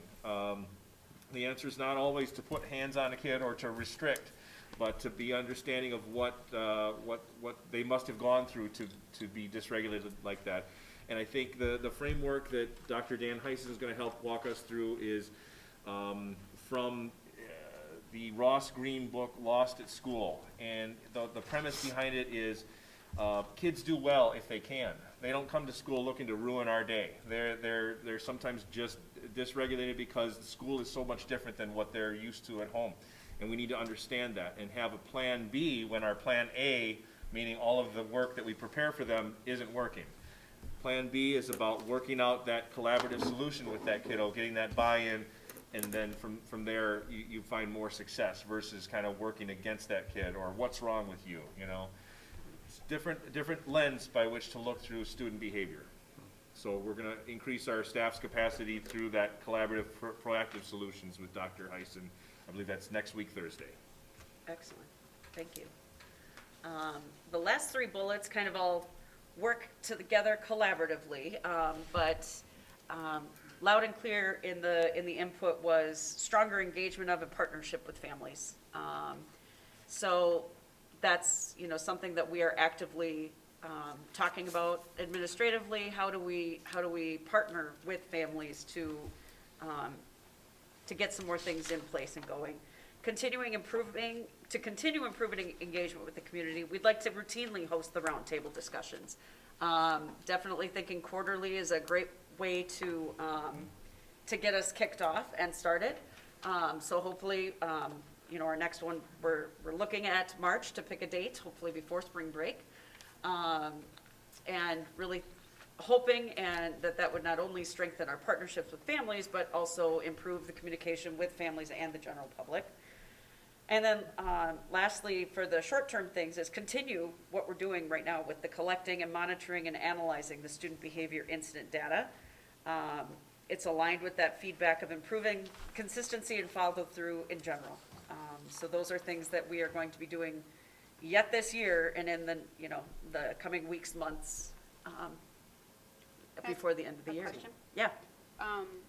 For the quarterly roundtables, would they always necessarily be on student behavior, or could they be on other topics? It's our goal to morph it into other topics that impact the whole community, the whole student body. Clover is actually very engaged with some diversity and inclusion work, and talks on equity.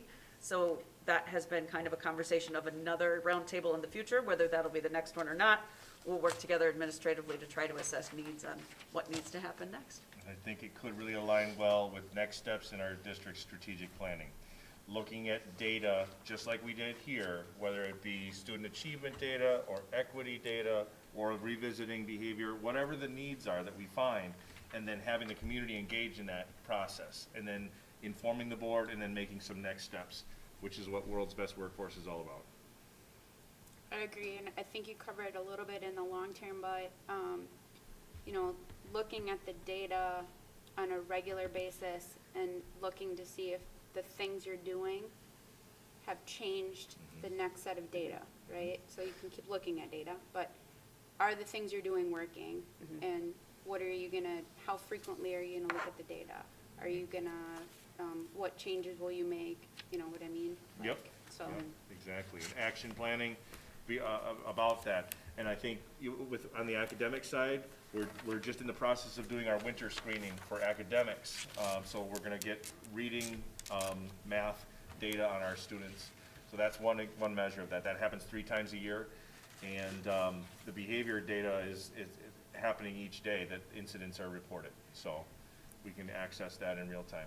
And One of the things that I did hear from Mr. Smith was when I called to just kind of clarify with him a couple of things to bring up tonight was, and what I'm hearing is between the 3 schools, if you will, there's variables between how often the teams are looking at data. So, you know, Steve's looking at they're looking at it on a monthly basis, is what he had shared, and whereas the Lancer Way team is looking at it. There's just some differentials between how it's working. So we need to have some administrative follow-up to, okay, let's set a standard for what the periods will be for review and I would check ask and you to connect. consider too, surveys, right? Everyone hates surveys, but, No, survey everyone the loves them. students, like, ask the students, what are your concerns? Like, when I had, my fifth graders teacher conference, he had filled out a form ahead of that conference that we looked through that said, like, do you have a safe adult that you're comfortable talking to if you have a concern? Are you, having issues with another student, blah, blah, blah. So, but then what happens with that information, right? And when you change all this and then he fills that out again at the end of the year, has it gotten better? Sure. So some type of survey for students, parents, to Yeah, get input. one way that we address that for students is through the SABRS, the Social and Emotional Behavior Rating Scale, which third and fourth graders do a My SABRS, where they actually answer a series of 25 or 30 questions, and that gives us feedback, and then the teacher does one from their perception of the student. We can look at, are there disparities there, or it helps us find kids that might be internalizing. We know which kids are externalizing big behaviors, but it helps us find where there might be needs that we need to address, mental health needs, social skills needs, for those kids that might be hidden in plain sight. So that's one way that we monitor that. Twice a year, we do that social and emotional behavior rating scale. That'd be great for all grades. Yeah, And that's absolutely. interesting, because my child's in fifth grade, she had nothing like that. She had nothing like what your child did for a conference. Yeah, So it's differences interesting, in, right? yep, I mean, yep. there's no, Differences. nothing like that. Well, as we move into talking about the long-term ideas and strategies, one thing I really want to stress is that this is the first time that anybody is seeing this outside of the admin team that worked to put it together. So we will be sending this out to all of our staff tomorrow morning, so they can have a look at it. And we will also be sending it to the people that attended the roundtable, as we promised. And what I really wanted to say, a lot of these some of the bigger ideas and strategies that came out are things that need staff input and staff buy-in on, and we need to work collaboratively with all of the staff to make some of these changes. So when we're looking at these ideas, these are things that, the principals are gonna be taking to the staff to work through, whether it's leadership committees or, we mentioned staff development committee here a couple times, but it's really going to be, it's certainly not a top-down directive. Okay, these were the ideas, here's what we're doing. This is going to be much more of an organic and collaborative conversation within our staff, because we all have to work together to make any of these improvements. So getting on to the long-term ideas and strategies, still under review. Some of the suggestions that came about centered around cell phone policies, procedures, and practices, and also then evaluating the potential effectiveness in improving student behavior. Also suggested were consider whether revisions to the code of conduct or student handbook are necessary. But then also consider how these documents are presented to students and families. Some of the conversations we heard that night at the roundtable in this discussion was like, well, parents check off on it on the Infinite Campus form at the beginning of the year and don't think about it again. So I think we need to give some thought to how are these presented to students and families, and how do we bring them out throughout the year rather than just at the beginning of the year sign off.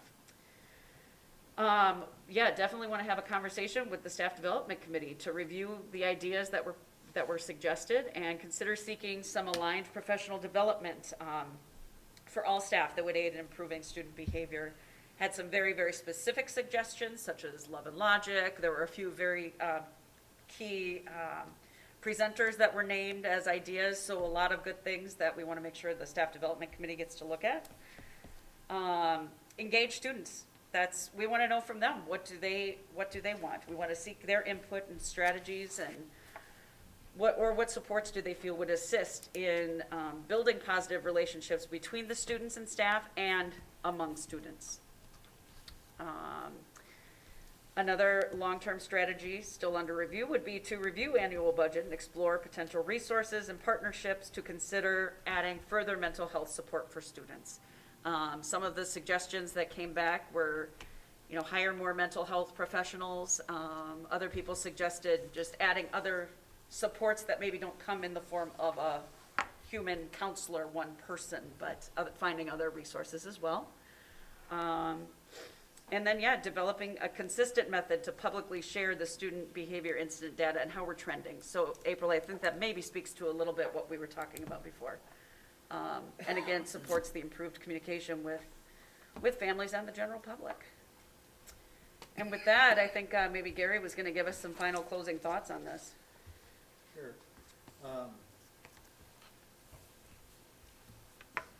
There's a lot of good work that's done. And even though it's sometimes painstaking communicating on these topics, I think it's necessary. And the thing that kind of coming in quickly and leaving quickly and kind of sitting back and seeing the process occurring, the one thing that I think, Josh mentioned it before, you know, the fight at the high school between a couple of individuals kind of promulgated this discussion. And it was not a fun discussion at the November board meeting. But if there's anything good that can come out of stuff, it's stuff like this. And I think that we need to allow opportunities for the public to share their thoughts. And the idea of the roundtable that we absolutely need to give credit to Beth for. Although Patty, you knew about it, the process as well. But Beth really took it and ran with it, as you can see tonight, her involvement with it. I think it's a good thing that it maybe opened our eyes that we've got a lot of good things going on, okay? But we also have areas that we need to improve. And this, I think, will provide a more structured way to keep focus on student behavior, both from a school level or school building perspective, but also district-wide. The other theme that came out of here pretty strong is whether people think we are communicating well to the families and the public, or whether they don't, we need to look at the ways we're communicating, and I don't mean necessarily zeroing in on social media or anything else, but how can we improve communication to the public? Not only in student behavior, but in other ways. That was a big theme that I heard above and beyond student behavior. We need to do a better job of communicating with the district, whatever that means.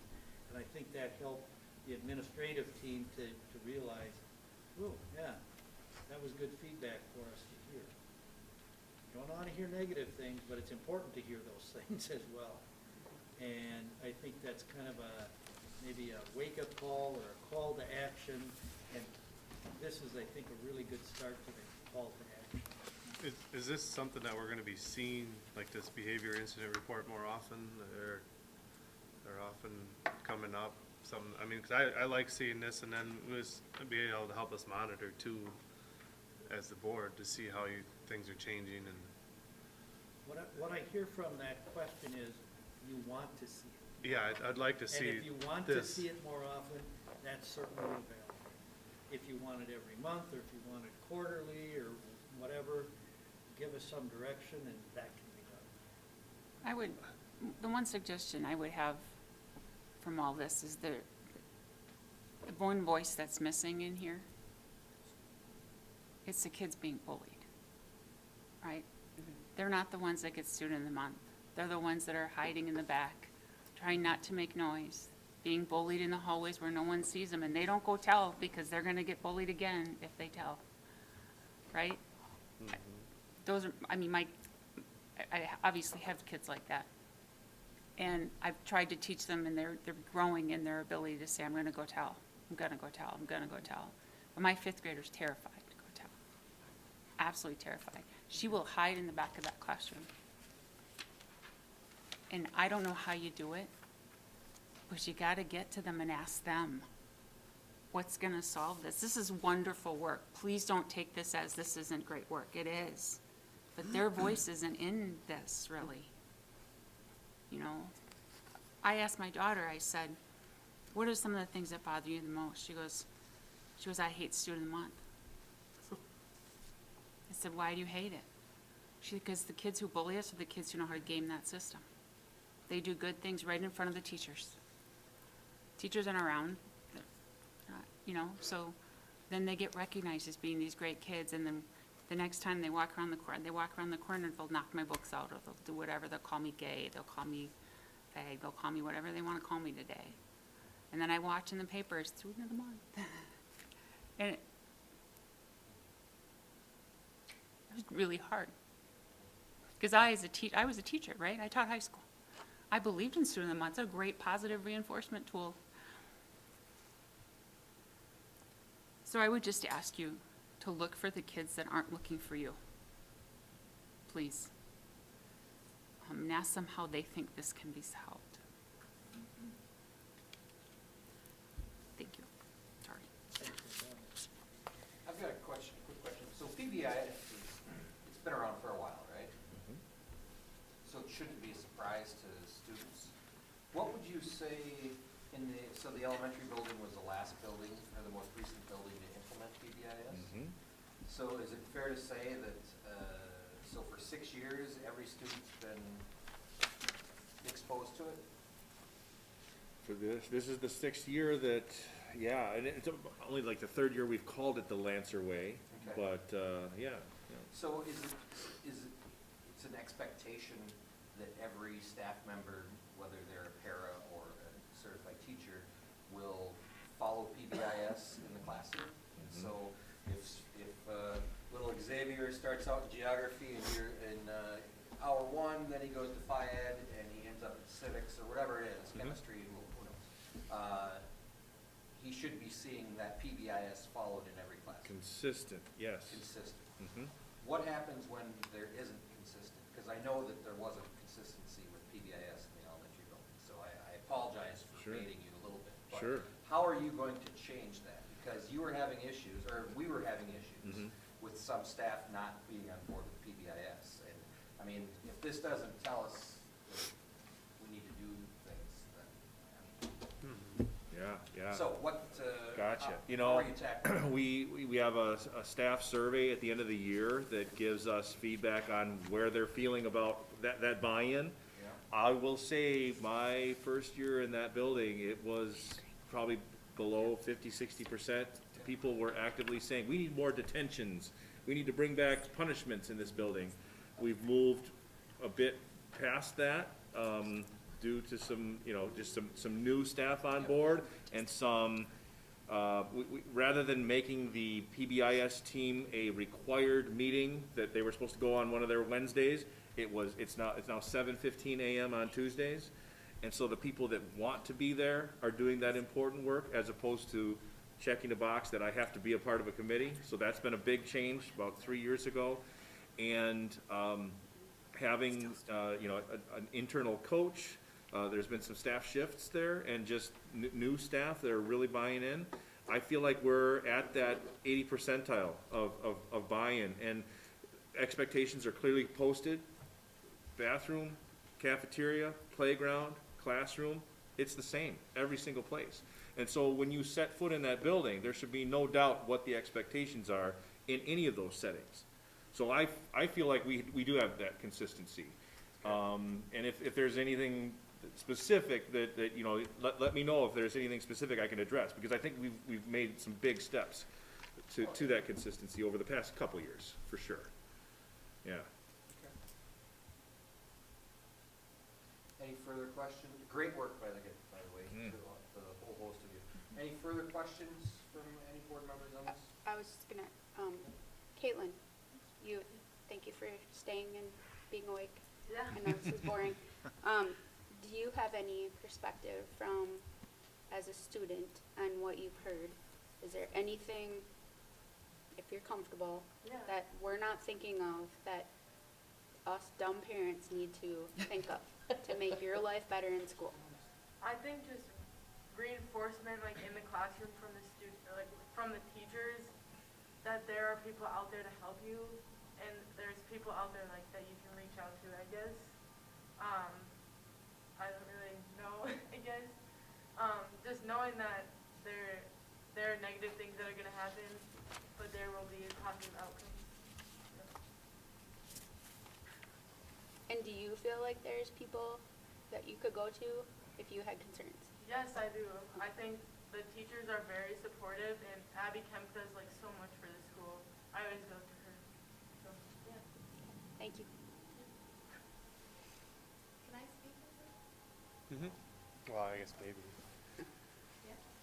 I have a fifth grader as well, and the thing that you said that they did at conferences was, do you feel comfortable going to anybody in this building?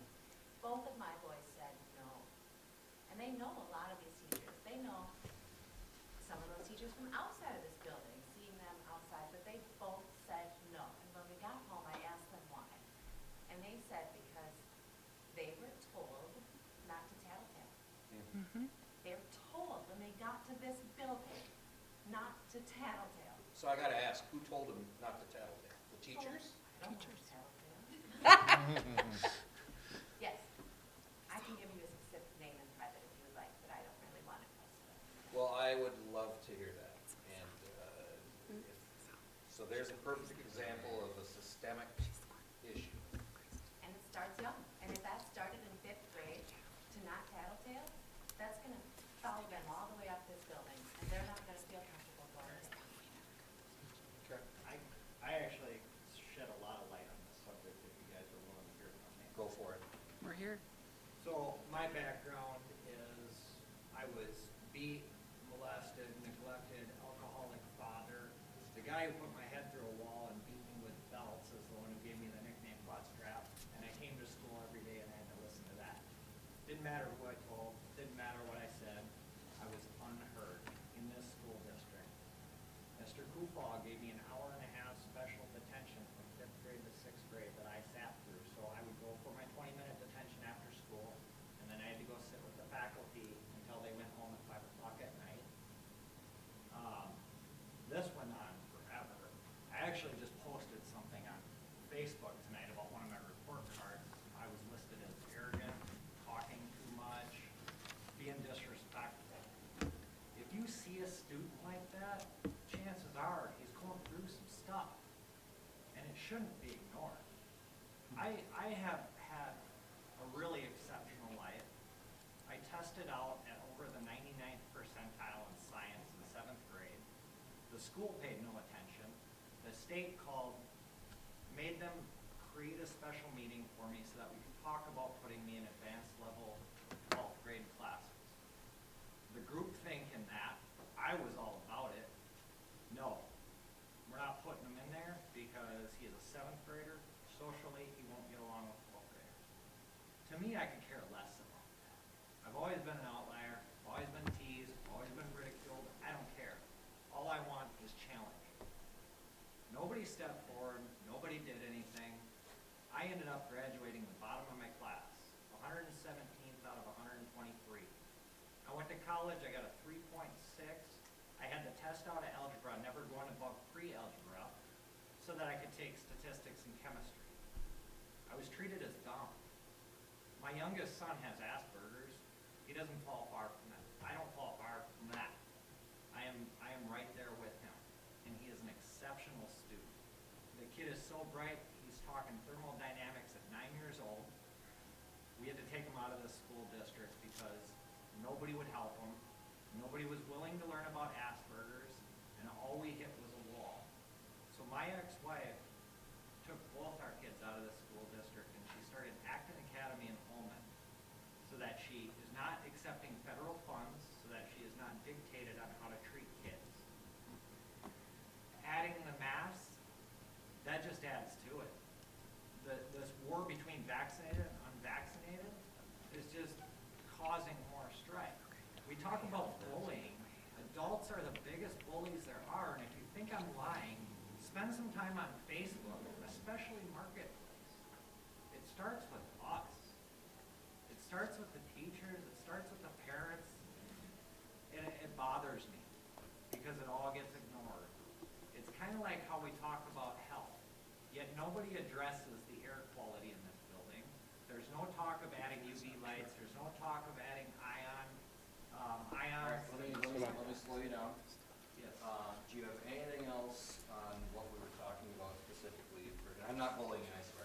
No, But, I respect, I'm sorry, I probably It's took okay. up too much time. No problem. I know I'm an annoying voice, I apologize. No. I guess, it hits really, it hits hard for me when I hear about bullying. It drives me nuts. I've been bullied, I've been a bully. So I've gone both ways. I've operated on the good side of myself and the bad side of myself. Even as an adult, I tend to bully, and I tend to ridicule, and I tend to pick at people, what I'm trying. You know, but I grew up that way, and nobody was there to even ask why. You know, my dad would get drunk, get arrested, we'd spend the weekend by ourselves as kids, not knowing where Dad is. Sometimes we'd end up in foster care. You know, it was really messed up, but nobody cared. Nobody understood that the kid who was the mouthiest in class and the worst to deal with was just going through some stuff. So, that's my 2 cents on it, from a whole lot of abuse. No problem. Well, thank you for sharing that. Yeah, no worries. Okay. Good discussion. Anything else, board members? Can I have a Diet Pepsi? Yes, you can. Thank you. Okay, let's move on to pupil enrollment. Item 12.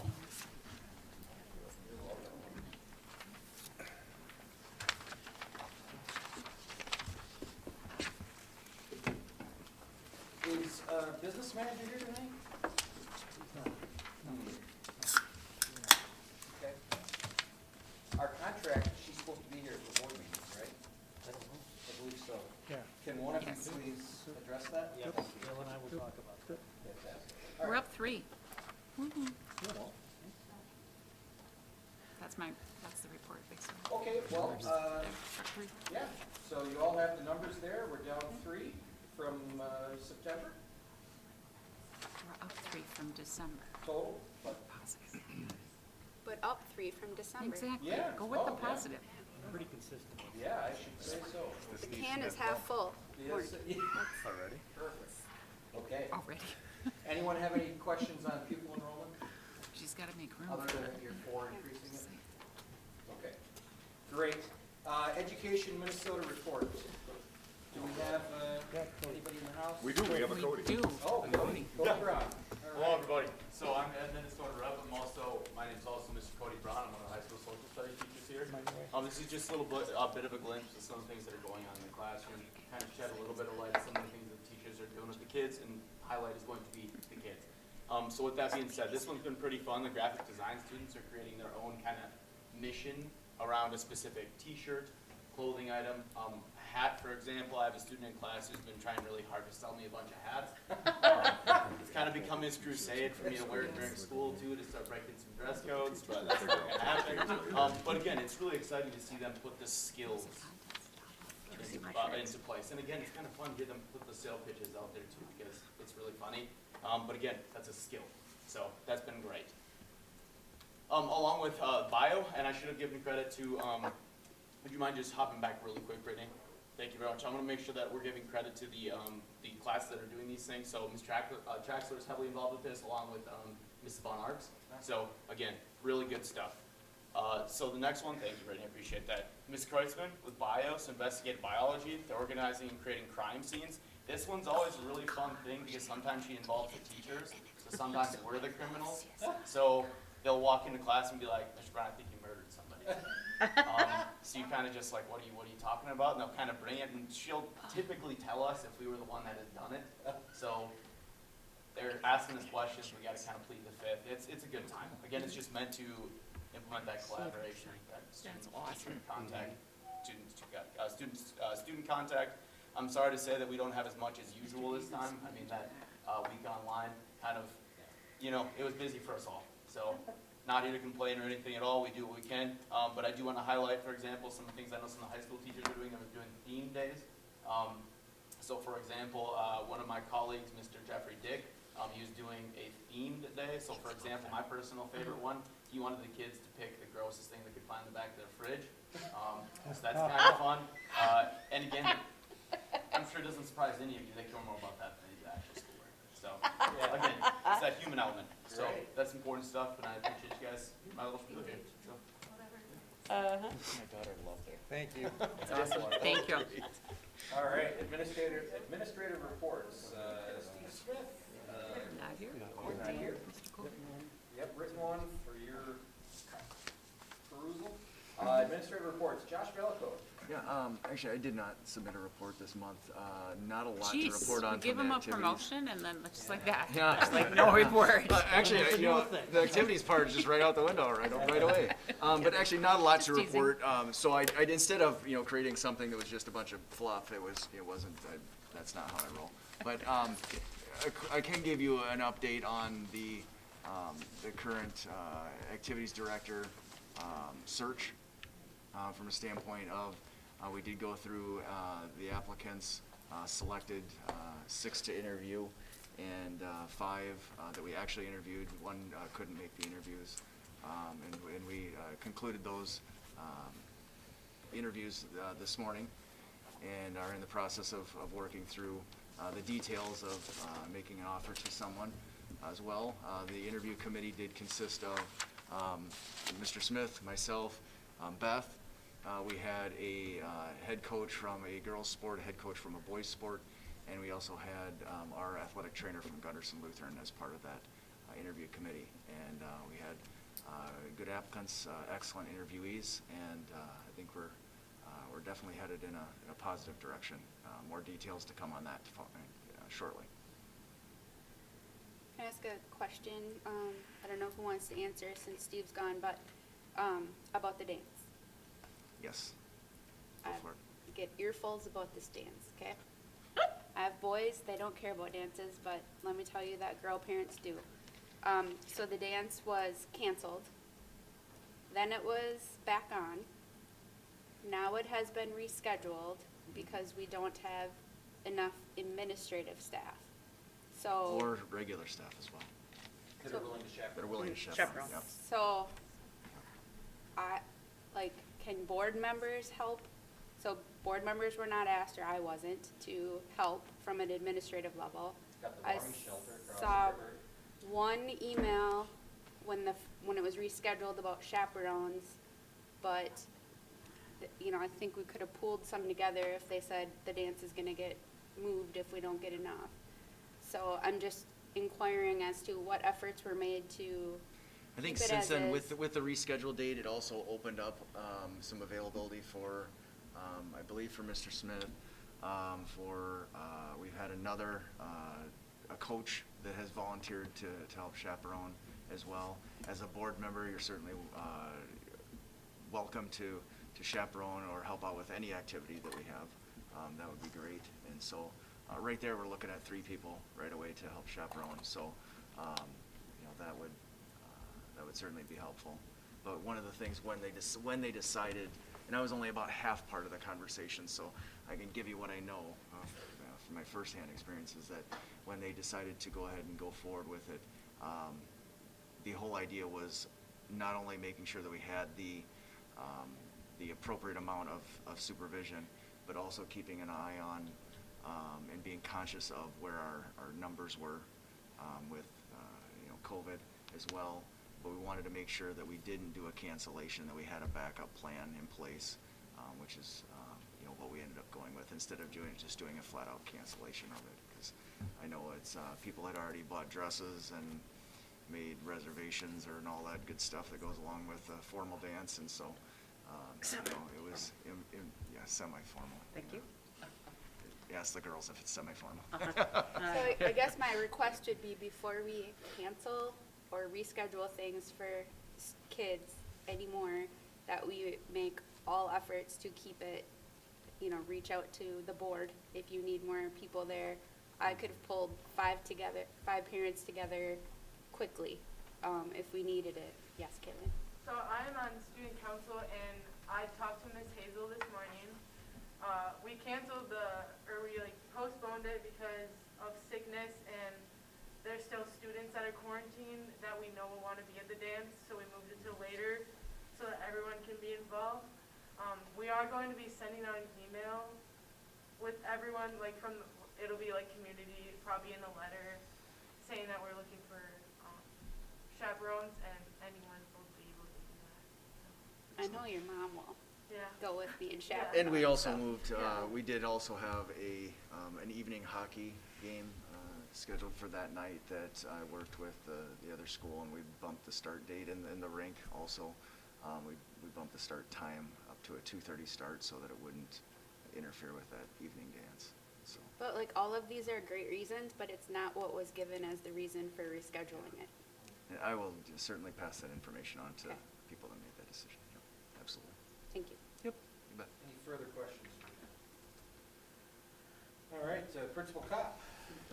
We had a nice tour of the building tonight. It's almost done. You can see the before and after. In just a month's time, the gymnasium has really taken form. They have almost completed installing the bleachers, which should seat the entire student body, about 4 steps on each side of the gymnasium. If you want to scroll down to the next one. Yeah, our office went from under construction to functioning, and we're fully occupied in it now. So it's just been a great almost end to the journey. I mean, there's still final touches, there's still welding while kids are eating lunch, and putting the bleachers together. So we're almost done. But yeah, we had our meeting was in a beautiful conference room. We have a place to meet. That room has been used over a half a dozen times for, like I mentioned, the Pbis team has met in there. We've had administrative council a couple times. We had a COVID committee meeting. It's just so nice to have the facility that supports the important work that needs to be done, and the kids have a comfortable and modern place to learn. It's just awesome. So thank you for all of your work that has been going on. There's our art room, and we have a flexible table seating that was able to raise, so that there was a student with a disability in a wheelchair working alongside a regular education student, and we have the furniture that can support that learning. It's just, I got goosebumps just seeing what we are able to do now that we have a facility that supports that learning. And then scroll way back up. I don't remember what I wrote. This was a few weeks back. Yeah, talking about, the crisis prevention and intervention team and that lost at school that we kind of addressed at the roundtable report. Good things that are happening. And our focus is integrity, which is doing the right thing even when no one's looking. And so we're going to have another school-wide assembly this month around that theme. And then at the end of the year, as long as it doesn't get canceled because of COVID or something like that, it'll be a school-wide community event surrounding diversity and multicultural education. So we look forward to producing that event in our beautiful new school. All right, who's working on the party? Ribbon cutting? Ribbon cutting, open house. I don't care what you call it, but we've been through this now for 3. When did we start this I want referendum? there to be no more welding, pounding, grinding, and I know, I but heard March is before when I it's get a being ribbon. looked at. yeah. I volunteer to work on the committee to work on Hopefully, that. February? You too. Yep. You're stuck. Oh, no, you're stuck. Refer you to Andy Towner, who was apparently discussing that the other day. Yeah, Hopefully we have Valentine's to Day. do it. Middle of March, he's looking at. Oh, March. March Madness. Middle of March, and also, yes, your early childhood playground won't be finished until the summer. Yeah. Could it be Even if it's semi-formal? fall. I don't care if it's in the fall. Could it be semi-formal? Black tie. Yes. I would do We my just have hair. to do something because the wearing shorts, community so wants. Oh, we will. This is huge. Yes. you know? We're I excited. agree. We're almost there. I think Yeah. a couple. Even if it's summer or fall, I don't care, but it needs to be. You betcha. We need to Celebrated. do it. Yeah. Yep. All right, very good. Thank you, Jeff. You bet. Betsy. Yeah, I wrote this like 3 weeks ago, 2 weeks ago before everybody went to MSBA, and a lot has happened since. Really, the biggest thing I want the board to be aware of is kids' company staffing is just, we are strained. We actually had kind of an emergency meeting this week looking at, are we going to have to close enrollment and like turn away a third of the families?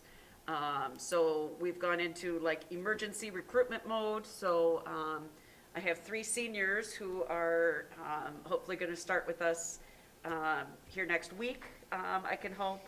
A couple of them are already 18, which is even better. That's not our typical staffing pattern, but we are not a CCAP certified school, so we are allowed to employ high schoolers. And we have, I've literally reached out to applicants within our online system that didn't even submit their application, just to say, hey, we've got hours available. I see you thought about applying for a position at one time. But we're very much in crisis mode, so I just want the board to be aware of it in the event that we have to go to a lottery system, because that will be very unpopular. We are doing everything we can to avoid it. So just wanted you all to hear that first from me. Thank you, Beth. Two-headed monster, Gary and Dale. Or Dale and Gary. I'll go first. All right, Dale. I just want to thank everybody. I finished my first official week in being part of the district, but it's just been a real joy so far to begin learning about the school district, the great things going on, the great people, and a special thank you to Brittany down there at the end, and she's boy, just so much appreciative of what she is doing and helping as I learn and get caught up. This is a different experience, kind of joining, as Gary recently experienced himself, joining in kind of in the middle of the year. But it's also can be an exciting one. So I look forward to being part of the good work of the district. And I also thank you to the board for allowing me to go to MSBA last week. It was good to thought maybe last year was going to be it for a while, and actually last year was virtual, so it was also nice to get back and network in person with many of former colleagues and counterparts, and then attend some of the good sessions. So thank you for that opportunity. We're just looking forward to really continue to meet people, and I've enjoyed meeting the staff, being around the school buildings, and so I look forward to continue building that relationship with each of the board members, and really continue learning about the story of the district and moving forward. So thank you. And another special thank you to this person right here, Yes. and who I had the pleasure of getting to know for the last couple of weeks, and thank you for allowing us to overlap a little bit and tag team. It's really beneficial, really for me, to do that. So, thank you. Call that a zone superintendent? The only basketball player. All right, Gary, do you have anything to add? Yes, of course All I right, do. please. Let me start with the thank you in terms of, just in general, thank you for allowing me the opportunity. I officially am done January 31st, so we have an opportunity for however many more days that Dale and I get the opportunity to work. It's kind of interesting that he mentioned he actually started working before he officially started. And one of the things that I noticed quickly is he has a lot of similar thinking to me. I don't know if that's good or bad, but, and the one thing that I noticed is I had developed a list of things that I felt were important for me to share informationally to him, and guess what? He already had a list of his own, and lots of similarities there. Sounds like a match made in heaven. Yeah. But again, thanks for the opportunity. It was short term, and we'll Thank be you. out of here Yeah. shortly, but I Yeah, do thank you very appreciate much. Thank you Yeah, very thank much, you. Gary. it. Uncle Gary. A couple of things to wrap up. I heard Caitlin talk about, when April asked the question, about making sure students know what the resources are in the building. And I'm tying this in with the MSBA conference, and Greg, thanks for going along. Brittany, Dale, and I went. I know others signed up, and then life happens, and you can't. But I went to a breakout session that had students from around the state. There were 4 of them around the state, and we had the opportunity in the audience to ask questions of them. And one of the things that I remember them saying as it relates to bullying, or mental health, or dealing with COVID, just all the stress, was make sure your students know where the resources are. Consistently, all 4 of them from different parts of the state. Make sure that you know, that your students know where the resources are. And that really hit home with me, and I'm sure we do, and Caitlin said that she knows where to go, but we need to continue to tell students and make sure they know. And hopefully there's more than one. She mentioned specifically Abby, great resource, but make sure. Open house, I know that especially HSR has brought it up in our building construction meeting, so has Weezer, about having an open house, and we really should set a date. I would suggest, and it sounds like somebody's working on it already, so that's good, but I would suggest sooner rather than later. Yeah, let's make sure the rubbish is all out of the area and it looks nice, but I know from the building construction, Jeff, I think they were talking February or March might be a good time, so I just reinforce that. And then the last thing, and I want to pick up a little bit on what Josh mentioned about the ADs, interviews and the process and progress. And we just had a few minutes tonight, Dale and Josh and I, to talk about that. What needs to happen is to determine some of the contract details. So we're not ready to say who it is and make a recommendation, but I'm wondering if conceptually the board would agree to let that person start if those arrangements are agreed upon. If they're agreed upon earlier, is it okay for them to start work before the next board meeting, knowing that somebody's in place and it's a formal approval? That happens occasionally. It's not the preferred way to do it, but it happens occasionally, and I know it's happened in this district before. So it's up to you, and I don't need any motions, but just give me kind of a sense. I'm fine with If that. we get those things Yeah, in place, fine with that. can we have the person Go for it. start and then do the formal approval? Godspeed. Godspeed. Guidelines Good are set. answer. All right, we'll move Godspeed. forward with that basis, and it'll come forward for the formal approval in February. Thank you. Move to adjourn. Second.